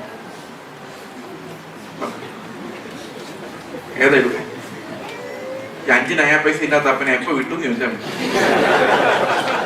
പ്രിയ സഹോദരങ്ങളെ, അസറ്റ് വർദ്ധിക്കുന്തോറും നമുക്ക് കർത്താവിന്റെ വേല എളുപ്പമായി വരുമല്ല, അത് തടസ്സമായി വരുമോ? യേശുവിനെ ഇടുക്ക് വഴിയിൽ മാത്രം അനുഭവിക്കാൻ പറ്റുള്ളൂ, വിശാലമായ വഴിയിൽ അവൻ അനുഭവിക്കാൻ പറ്റില്ല. അതുകൊണ്ട് ഇത് കണ്ടെത്തുന്നവർ ചുരുക്കം എന്ന് പറയുന്നത്. അത് മാത്രമല്ല, ഇടുക്ക് വഴി നിങ്ങൾക്ക് തിരഞ്ഞെടുക്കാനും പറ്റില്ല. എന്താണ് നിങ്ങൾ ഉപേക്ഷിക്കേണ്ടതെന്ന് തീരുമാനിക്കാൻ പോലും നിങ്ങളെ കൊണ്ട് പറ്റില്ല. അതുപോലും കർത്താവ് തീരുമാനിക്കണം. അതാണ് അവന്റെ രാജത്വവും പ്രഭുത്വവും. നിങ്ങൾ ഈ പ്രസംഗം കേട്ട് വിചാരിക്കുകയാണ് കുറെ സ്വത്തങ്ങ് വിട്ടേക്കാം, അതുകൊണ്ടും കാര്യമില്ല. സ്വത്ത് വിട്ടെന്നുള്ള ഗമയം പറഞ്ഞുകൊണ്ട് പിന്നെ നടക്കും ജീവിതകാലം മുഴുവൻ. ദൈവത്തിന്റെ കൃപയില്ലാതെ ഒന്നും ചെയ്യാൻ പറ്റാത്ത ഒരു ജീവിതമാണ് ക്രിസ്ത്യൻ ജീവിതം. ആ ക്രൈസ്റ്റ് എലോൺ എക്സ്പീരിയൻസിനോട് നമ്മൾ വരുന്നത് വരെ ആ കൃപയുടെ സൗന്ദര്യം നമുക്ക് ഒരിക്കലും മനസ്സിലാക്കില്ല. അസറ്റുകളെല്ലാം കൗണ്ട് ചെയ്ത് കർത്താവേ ഇതിന് സ്തോത്രം എന്ന് പറയുന്നതിന് പകരം ദൈവമേ നിന്റെ പുത്രനെ തന്നെ എന്നെ വെളിപ്പെടുത്തി തന്നതിനായിട്ട് സ്തോത്രം എന്ന് പറയുമ്പോൾ നമ്മൾ എവിടെ നിന്ന് എങ്ങോട്ട് തിരിഞ്ഞു? എന്റെ ജീവിതത്തിൽ നിന്ന് ക്രിസ്തുവിന്റെ ജീവിതത്തിലേക്ക് തിരിഞ്ഞു. അപ്പൊ നിർജീവ പ്രവൃത്തികൾ എന്നുള്ള മാനസാന്തരം എന്ന് പറയുന്നത് ശരിക്കും ഒരു മരണമാണ്. പഴയതിനോടെല്ലാം ഉള്ള മരണം യേശുവിന്റെ ജീവനിലേക്കുള്ള അത് ആത്മാവിനാൽ സാധിക്കും. പ്രിയ സഹോദരങ്ങളെ, ആത്മാവ് നമ്മളിൽ വരുമ്പോൾ ആദ്യം സംഭവിക്കേണ്ടത് അതാണ്. കർത്താവിന് വേണ്ടിയുള്ള ഒരു ഞരക്കം, യേശുവിനെ പോലെ ആകാനുള്ള ആഗ്രഹം, അവന്റെ ജീവൻ നമ്മളിലേക്ക് ഇറങ്ങി വരുന്ന ആ വലിയൊരു സന്തോഷം, യേശു നടന്ന പോലെ നടക്കാനുള്ള ഒരു ആഗ്രഹം, അവൻ സംസാരിക്കാനുള്ള ആഗ്രഹം, ക്രിസ്തു അല്ലാതെ വേറെ ഒന്നിനെയും ആഗ്രഹിക്കാൻ പറ്റാത്ത ഒരു അനുഭവം. പ്രിയ സഹോദരങ്ങളെ, കഴിഞ്ഞ ദിവസം ഞാനൊരു ഹൈന്ദവ സഹോദരിയുമായിട്ട് സംസാരിച്ചു. ഹൈന്ദവ മാർഗത്തിൽ വിശ്വാസം. അപ്പോ ആ കുട്ടി എന്നോട് പറഞ്ഞു, എനിക്ക് കർത്താവിൽ വന്ന ശേഷം എനിക്ക് യേശു അല്ലാതെ വേറെ ഒരു സന്തോഷവും തോന്നുന്നില്ല. വീട്ടുകാരെ കുറിച്ച് ഓർക്കുമ്പോഴോ ഭർത്താവിനെ കുറിച്ച് ഓർക്കുമ്പോഴോ എന്തെങ്കിലും ലോകപരമായ കാര്യങ്ങളെ കുറിച്ച് ഓർക്കുമ്പോൾ ഒരു സന്തോഷം തോന്നില്ല. അപ്പൊ ഞാൻ ആദ്യം വിചാരിച്ചതിൽ കുഴപ്പമാണോ? അപ്പൊ ഞാൻ വിചാരിച്ചു, ഭർത്താവ് വേണമല്ലോ, ഭർത്താവിന് സന്തോഷം തോന്നണ്ടേ? അല്ലേ? തോന്നണ്ടേ? അല്ലേ? ഭാര്യയിൽ സന്തോഷം തോന്നണ്ടേ? വേണ്ടേ? വേണ്ടേ? വേണമല്ലോ, അല്ലേ? ഇതൊന്നും വേണ്ടാന്ന് പറഞ്ഞ് കർത്താവ് എന്ന് പറഞ്ഞാൽ എന്തോ പ്രശ്നമില്ലേ? ഞാൻ അങ്ങനെ തന്നെ വിചാരിച്ചു. ഞാൻ പറഞ്ഞു, ഭർത്താവിന്റെ സ്ഥാനത്ത് ഭർത്താവുണ്ട്, അപ്പന്റെ സ്ഥാനത്ത് അപ്പനുണ്ട്, അവരെല്ലാം വേണം, പക്ഷെ കർത്താവ് ആണ് ഏറ്റവും പ്രധാനം എന്നൊക്കെ പറഞ്ഞ് ഞാൻ വലിയ ഉപദേശമൊക്കെ കൊടുത്തു. ആ കുട്ടി അങ്ങനെയാണോ അങ്ങനെ എന്നൊക്കെ ചോദിച്ചാൽ, രാവിലെ എഴുന്നേറ്റപ്പോ കർത്താവിനോട് ചോദിച്ചൊരു ചോദ്യം ഇത്രേ ഉള്ളൂ, ഞാൻ നിന്റെ എല്ലാ സന്തോഷവുമായി മാറിയാൽ നിനക്ക് എന്തെങ്കിലും വിരോധമുണ്ടോ? ഒറ്റ ചോദ്യം. ഞാൻ പിന്നെ ഒരു മെസ്സേജ് അങ്ങോട്ട് അയച്ചു, നിങ്ങൾക്ക് ലഭിച്ചിരിക്കുന്ന ഒരു സ്പെഷ്യൽ ഗ്രേസ് ആണ്, ദൈവം നിങ്ങൾ അതിൽ വളർത്താൻ കൃപ തരട്ടെ എന്ന് പറഞ്ഞു. പ്രിയ സഹോദരങ്ങളെ, ഈ നമുക്ക് കർത്താവിനെ വേണ്ടെങ്കിലും എനിക്ക് കർത്താവ് മാത്രം മതി എന്ന് പറയുന്ന ഒത്തിരി ആൾക്കാരെ ദൈവം അവിടെ ഇവിടെയൊക്കെ എഴുന്നേൽപ്പിക്കുന്നുണ്ട്. അപ്പോഴെല്ലാം നമ്മൾ എന്ത് ചെയ്തോണ്ടിരിക്കുന്നറിയോ? ഈ ലോകത്തിൽ എന്തെങ്കിലും തന്നതിന് സ്തോത്രം പറഞ്ഞുകൊണ്ടിരിക്കും, നാളെ ചോദിച്ചുകൊണ്ടിരിക്കും. ഏറ്റവും വിലയേറിയ ധനം അവൻ തന്നത് നമുക്ക് മനസ്സിലാവുകയുമില്ല. പ്രിയ സഹോദരങ്ങൾ, ഇതാണ് നിർജീവ പ്രവൃത്തികൾ എന്നുള്ള മാനസാന്തരം എന്ന് പറഞ്ഞാൽ. യേശു ഇല്ലാത്ത എല്ലാ അവസ്ഥകളും നമുക്ക് അറപ്പായിട്ട് മാറുന്ന അത് അടിസ്ഥാനമാണ്. എബ്രായ ലേഖനം 6:1 പറയുന്ന നിർജീവ പ്രവൃത്തികളെ കുറിച്ചുള്ള മാനസാന്തരം എന്ന് പറയുന്നത് ദാറ്റ്സ് ഓൺലി എ ഫൗണ്ടേഷൻ. അതിന്റെ മുകളിൽ നിന്നാണ് നമ്മൾ എങ്ങോട്ട് പോകുന്നത്? പരിജ്ഞാനത്തിലേക്ക് പോകുന്നത്. അപ്പൊ പരിജ്ഞാനത്തിലേക്ക് പോകണമെങ്കിൽ ഈ അടിസ്ഥാനം ഉറച്ചില്ലെങ്കിൽ വീണ്ടും നമ്മൾ ഈ പ്രവൃത്തികളാൽ, വെറും പ്രവൃത്തികൾ എന്നുള്ള മാനസാന്തരം അല്ലാതെ ക്രൂശിൽ പഴയ മനുഷ്യൻ തീർന്നു പോകുന്ന, കുടമുടഞ്ഞു പോകുന്ന, പരിമള തൈലത്തിന്റെ വാസന എല്ലായിടത്തും പകരുന്ന തരത്തിൽ പഴയ കുടം ഉടഞ്ഞു പോകുന്ന ആ മാനസാന്തരത്തിലേക്ക് നമ്മൾ വരില്ല. ഓക്കെ. അപ്പോൾ ഈ നിർജീവ പ്രവൃത്തിയിൽ നിന്നുള്ള മാനസാന്തരം എന്ന് പറയുന്നതിന്റെ അടുത്ത തലമാണ് ഫെയ്ത്ത് എന്ന് പറയുന്നത്, വിശ്വാസം. അടുത്ത വാക്യം എന്താ? ദൈവത്തിങ്കിലെ വിശ്വാസം. അപ്പൊ നിർജീവ പ്രവൃത്തിയിൽ നമ്മൾ എപ്പം മാനസാന്തരപ്പെടുന്നു, അപ്പൊ നമ്മുടെ കയ്യിൽ ഒന്നുമില്ല, എല്ലാ അസറ്റും തീർന്നു, ഫുള്ളി തീർന്നു. ഈ ഫുൾ അസറ്റും തീർന്നു കഴിയുമ്പോൾ നമുക്ക് രക്ഷയില്ല. എന്താ ചെയ്യേണ്ടതെന്ന് അറിയാൻ വയ്യ. നിസ്സഹായാവസ്ഥയാണ്. നിസ്സഹായാവസ്ഥയാകുമ്പോൾ നമുക്ക് എന്ത് വേണം? ഒരു പകരക്കാരനെ നമ്മൾ അന്വേഷിക്കും. ഞാൻ ഓർക്കുന്നുണ്ട്, ചില സമയത്ത് വണ്ടി ഓടിക്കാൻ നേരത്ത് ഞാൻ ഈ കഴിഞ്ഞ ദിവസം കാറുമായിട്ടൊരു സ്ഥലത്ത് പോയി. അപ്പൊ അവര് പറഞ്ഞു, പുറത്ത് എടുക്കുന്നത് ഇത്തിരി സ്പേസ് ഉള്ളൂ, കയറ്റാൻ പറ്റുന്നില്ല. ഞാൻ ഭയങ്കര ഡ്രൈവറാണെന്ന് എന്റെ അഭിപ്രായം, വേറെ എന്റെ അഭിപ്രായമല്ല. പക്ഷെ അവിടെ ചെന്നപ്പോൾ ഈ വഴിയിലൂടെ കയറ്റാൻ എനിക്ക് പറ്റില്ല. അപ്പൊ ഞാൻ ഒരാളുടെ താക്കോലെടുത്തിട്ട് ഒന്ന് കേറ്റിടാവെന്ന് ചോദിച്ചു. കാരണം എന്താ? എന്നെ കൊണ്ട് പറ്റില്ല എന്ന് വരുമ്പോഴേ എനിക്ക് വേറൊരാളെ പകരം അന്വേഷിക്കാൻ സാധിക്കുള്ളൂ. ഞാൻ എപ്പോ എന്നെ വിടുന്നോ, എന്നെ അബാൻഡൻ ചെയ്യുന്നോ, അപ്പൊ മാത്രമേ എനിക്കൊരു പകരക്കാരനിലേക്ക് നോക്കാൻ സാധിക്കൂ. എന്റെ പഴയ മനുഷ്യനിലായിരിക്കുന്നിടത്തോളം കാലം എനിക്കൊരു പകരക്കാരനെ നോക്കാൻ കഴിയത്തില്ല. പ്രിയ സഹോദരങ്ങളെ, ഇവിടെ യേശു എന്ന പകരക്കാരനിലേക്ക് നമ്മൾ നോക്കണമെങ്കിൽ, അവന്റെ നിറവിലേക്ക് നോക്കണമെങ്കിൽ, ഞാൻ ചെയ്താൽ ഇത് ശരിയാവില്ല, കർത്താവെ നീ തന്നെ ചെയ്യണമേ എന്ന ആ ഒരു ഉൾവിളി നമ്മുടെ ഉള്ളിൽ ഉണ്ടാകണമെങ്കിൽ ദൈവത്തിന്റെ ആത്മാവ് നമുക്ക് വളരെ ആഴമായ ഒരു പാപബോധം തരണം. നിർജീവ പ്രവൃത്തികളിൽ നിന്നും ആ ജീവനില്ലാത്ത അവസ്ഥയെക്കുറിച്ചും നമുക്ക് ഞരക്കം ഉണ്ടായെങ്കിൽ മാത്രമേ നമുക്ക് കർത്താവിന്റെ ജീവനിലേക്ക് ഒരു ആഗ്രഹത്തോടെ നോക്കാൻ സാധിക്കും. അപ്പൊ ഇതൊരു അടിസ്ഥാനമാണ് ഈ റിപ്പന്റൻസ് എന്ന് പറയുന്നത്. ഈ റിപ്പന്റൻസ് ഒരിക്കൽ തുടങ്ങിയാൽ ഒരിക്കലും അവസാനിക്കാൻ പറ്റില്ല. കാരണം യേശുവിനെ അനുരൂപരായി നമ്മൾ മാറുന്നത് വരെ, അവന്റെ ശരീരത്തിന്റെ തേജസ് നമ്മൾ പ്രാപിക്കുന്ന ആ നിമിഷം വരെ, മരിക്കുന്നവരെ, ഏറ്റവും ചെറിയ ഭാഷ പറഞ്ഞാൽ മരിക്കുന്നവരെ, പിന്നെ നമുക്ക് നല്ല ബോധത്തോടെ എഴുന്നേക്കുന്ന ഈ പുതിയ ശരീരത്തോടു കൂടിയാണ്, അല്ലെ? അപ്പോ ആ മരണം വരെ നമ്മുടെ ജീവിതത്തിൽ ഈ കരച്ചിൽ ഉണ്ടായിക്കൊണ്ടിരിക്കണം. എന്താ കരച്ചില്? കർത്താവേ, ഞാനല്ല, ഞാൻ എവിടെയാണ്? I am on the cross. നീ എന്നിലൂടെ ജീവിക്കണം. പ്രസംഗിക്കുമ്പോ ഞാൻ സംസാരിക്കരുത്, നീ സംസാരിക്കണം. ഓക്കെ. വർത്താനം പറയുമ്പോ ഞാൻ വർത്താനം പറയരുത്, നീ വർത്താനം പറയും. ഇതാണ് ഫെയ്ത്ത് എന്ന് പറയുന്നത്. അപ്പൊ എന്നെ ഉപേക്ഷിക്കുന്നത് മാനസാന്തരവും യേശുവിലേക്ക് നോക്കുന്നത് വിശ്വാസവുമാണ്. വിശ്വാസ ജീവിതം എന്ന് പറഞ്ഞാൽ, ഞങ്ങൾ സാധാരണ വിശ്വാസ ജീവിതം എന്നൊക്കെ പറയുന്നത് എന്താണെന്നറിയോ? മിഷണറി എന്താ വിശ്വാസ ജീവിതം എന്ന് പറഞ്ഞാൽ? നിങ്ങൾ എങ്ങനെയാ ബ്രദറെ ജീവിക്കുന്നത്? മിഷണറിമാർ സാധാരണ ചോദിക്കുന്ന ചോദ്യം. ഞങ്ങൾ പറയുന്ന ഉത്തരം എന്താണെന്നറിയോ? വിശ്വാസത്താരാ ബ്രദറെ. എന്താ വിശ്വാസം? നിങ്ങൾ അധ്വാനിച്ച് പൈസ ഉണ്ടാക്കുന്നു, വിശ്വാസം എന്ന ചൂണ്ടയിട്ട് ഞങ്ങൾ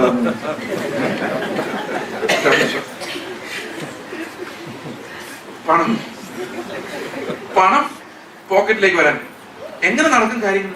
വിശ്വാസത്തെ നടക്കും. അപ്പൊ വിശ്വാസം എന്ന ചൂണ്ടയിട്ട് നമ്മൾ പിടിക്കുന്നൊക്കെ എന്താണെന്നറിയോ? ഈ ലോകത്തിലെ സാധനം പക്ഷെ വിശ്വാസം എന്ത് പിടിക്കാനുള്ള ചൂണ്ടയാണെന്നറിയോ? ഈ കർത്താവിന്റെ ധനം പിടിച്ചെടുക്കാനുള്ള ചൂണ്ടയാണ്. യേശു നമുക്ക് പകരം അധ്വാനിച്ചപ്പോൾ വലിയൊരു ധനം സമ്പാദിച്ചിട്ടുണ്ട്. ആ ധനം, സമാധാനം, ആനന്ദം, ആത്മാവിന്റെ ആ നടത്തിപ്പ്, ദൈവത്തിന്റെ സംസാരം, ഞാൻ ഇന്നലെ പറഞ്ഞില്ലേ ചെവിയുടെ കാര്യം, ആ തുറന്ന ചെവികൾ, ഇതെല്ലാം കർത്താവ് നമുക്ക് തരുന്ന ദാനമാണ്. ഇത് പുതിയ ജീവനിൽ നിന്ന് വരുന്ന ദാനമാണ്. അതാണ് നമ്മൾ വിശ്വാസത്താൽ ചോദിക്കേണ്ടത്. കർത്താവേ, ജീവിതം അവസാനിക്കുന്ന നിമിഷം വരെ, എന്റെ ശരീരത്തിൽ ശ്വാസമുള്ളിടം വരെ നീ നടന്ന വഴിയെ നടക്കാൻ എന്തുമാത്രം ആത്മനിറവ് എനിക്ക് വേണം. അത്രയും ആത്മാവിനെ നീ തന്നിട്ടല്ലാതെ എന്റെ ഞരക്കം അവസാനിക്കില്ല. ഇങ്ങനെ പിടിച്ചു വെച്ച് പ്രാർത്ഥിക്കേണ്ടത് ആത്മനിറവിന് വേണ്ടിയാണ്, ഒന്നിനും വേണ്ടി നിങ്ങൾ പ്രാർത്ഥിക്കില്ല അല്ലെ. ഞാൻ സാധാരണ പറയാറുണ്ട്, എന്റെ മകൻ വന്നതിനോട് ചോദിക്കാം, പപ്പ നാളത്തെ ബ്രേക്ക്ഫാസ്റ്റ് രാവിലെ തരണേ. തരാണോ മോനെ? 5 മിനിറ്റ് കഴിയുമ്പോ പിന്നെ വന്നു, പപ്പ നാളത്തെ ബ്രേക്ക്ഫാസ്റ്റ് തരാണോ? പിന്നെ വന്നു, പപ്പ നാളത്തെ ബ്രേക്ക്ഫാസ്റ്റ്. ഒരു 25 പ്രാവശ്യം ഒരു ദിവസം പറഞ്ഞാൽ അവൻ എന്നിൽ വിശ്വാസം ഉണ്ടെന്നാണോ ഇല്ലെന്നാണോ അതിനർത്ഥം? ഉണ്ടെന്നാണോ ഇല്ലെന്നാണോ? ഇല്ലെന്നാണ്. നിങ്ങളുടെ പിതാവ് നിങ്ങൾക്ക് എന്താ വേണ്ടത് നിങ്ങൾ പറയുന്നതിന് മുമ്പേ അറിയുന്നു. അതുകൊണ്ട് ജാതികളെ പോലെ എന്ത് തിന്നും എന്ത് കുടിക്കും എന്നുള്ളതിനെ കുറിച്ച് വിചാരപ്പെട്ടിരുന്നാൽ ദൈവരാജ്യം അന്വേഷിക്കാൻ നമുക്ക് സാധിക്കില്ല. അതുകൊണ്ട് എന്ത് ചോദിക്കണം കർത്താവിനോട്? കർത്താവെ, നിന്നെ പോലെ നടക്കാൻ, നീ നടന്ന നടപ്പ് നടക്കാൻ, നീ ദൈവത്തെ പ്രസാദിപ്പിച്ച പോലെ, പിതാവിനെ പ്രസാദിപ്പിച്ചതുപോലെ പിതാവിനെ പ്രസാദിപ്പിക്കാൻ എന്തുമാത്രം ആത്മനിറവ് എനിക്ക് ആവശ്യമാണോ അത്രയും ആത്മാവിന് എനിക്ക് തന്നിട്ടല്ലാതെ ഞാൻ ഈ പ്രാർത്ഥനയിൽ എഴുന്നേക്കില്ല. അങ്ങനെ ഒന്ന് പിടിച്ചു വെച്ച് നോക്കി. നമ്മുടെ സഭകളിലെല്ലാം ഈ കർത്താവിന്റെ ആ ഒരു പരിമളം വീശുന്നത് നമുക്ക് കാണാൻ സാധിക്കും. യേശുവിന്റെ ജീവന്റെ സൗന്ദര്യം നമ്മുടെ കുഞ്ഞുങ്ങളിൽ ഉണ്ടാവുന്നത് മനസ്സിലാക്കാൻ സാധിക്കും. ഈ സഹോദരങ്ങൾ, എവിടെ നോക്കിയാലും വേദപുസ്തകത്തിൽ നമ്മൾ കാണുന്നത് ഈ കർത്താവ്, ക്രൂശിതനായ ക്രിസ്തുവിന്റെ ആ സൗന്ദര്യമാണ്. അത് നമ്മളെ മോഹിപ്പിക്കുന്നില്ലെങ്കിൽ അവന്റെ ആത്മാവല്ല നമ്മളെ നടത്തുന്നത്. ഇത് നിങ്ങൾ കേൾക്കുമ്പോൾ നിങ്ങളുടെ ഹൃദയത്തിൽ കർത്താവിനോടുള്ള ആഗ്രഹം ഉണ്ടാകുന്നില്ലെങ്കിൽ അവന്റെ ആത്മാവല്ല നിങ്ങളുടെ ഉള്ളിലുള്ളത്. നിങ്ങളുടെ ഉള്ളിലുള്ളത് ലോകത്തെ നടത്തുന്ന ആത്മാവാണ്. അതിനോടാണ് മോഹമെങ്കിൽ പ്രിയ സഹോദരങ്ങളിൽ വിശ്വാസം വഴിതെറ്റിപ്പോയിരിക്കുന്നത്, മാനസാന്തരം ശുഷ്കമായി പോയിരിക്കുന്നത്, ഇതെല്ലാം ഈ ലോകത്തിന്റെ ആത്മാവ് നമ്മുടെ സഭകളിൽ ശക്തമായി വ്യാപരിക്കുന്നത് കൊണ്ടാണ്. ദൈവം തരുന്നത് നമുക്ക് മതി, പക്ഷേ യേശുവിന്റെ അവകാശങ്ങൾ ഒന്നും വിട്ടുപോകരുത്. അവൻ നമുക്കായി സമ്പാദിച്ച അവകാശങ്ങളിലേക്ക് നമുക്ക് കടന്നേ പറ്റൂ. അപ്പോൾ മാനസാന്തരം എന്ന് പറയുമ്പോൾ that's not a one time experience. അത് ജീവിതകാലം മുഴുവൻ. ഇന്നും നിങ്ങൾ മാനസാന്തരത്തിലാണോ എന്ന് നിങ്ങൾ വിശ്വസിക്കണം. Are you trusting in your own works or are you looking at Christ? ക്രിസ്തുവിലേക്ക് നോക്കുക.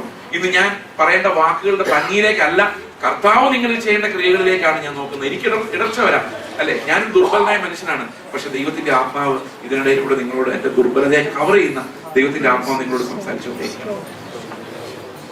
അതുകൊണ്ട് നമുക്ക് പ്രാർത്ഥിക്കാം.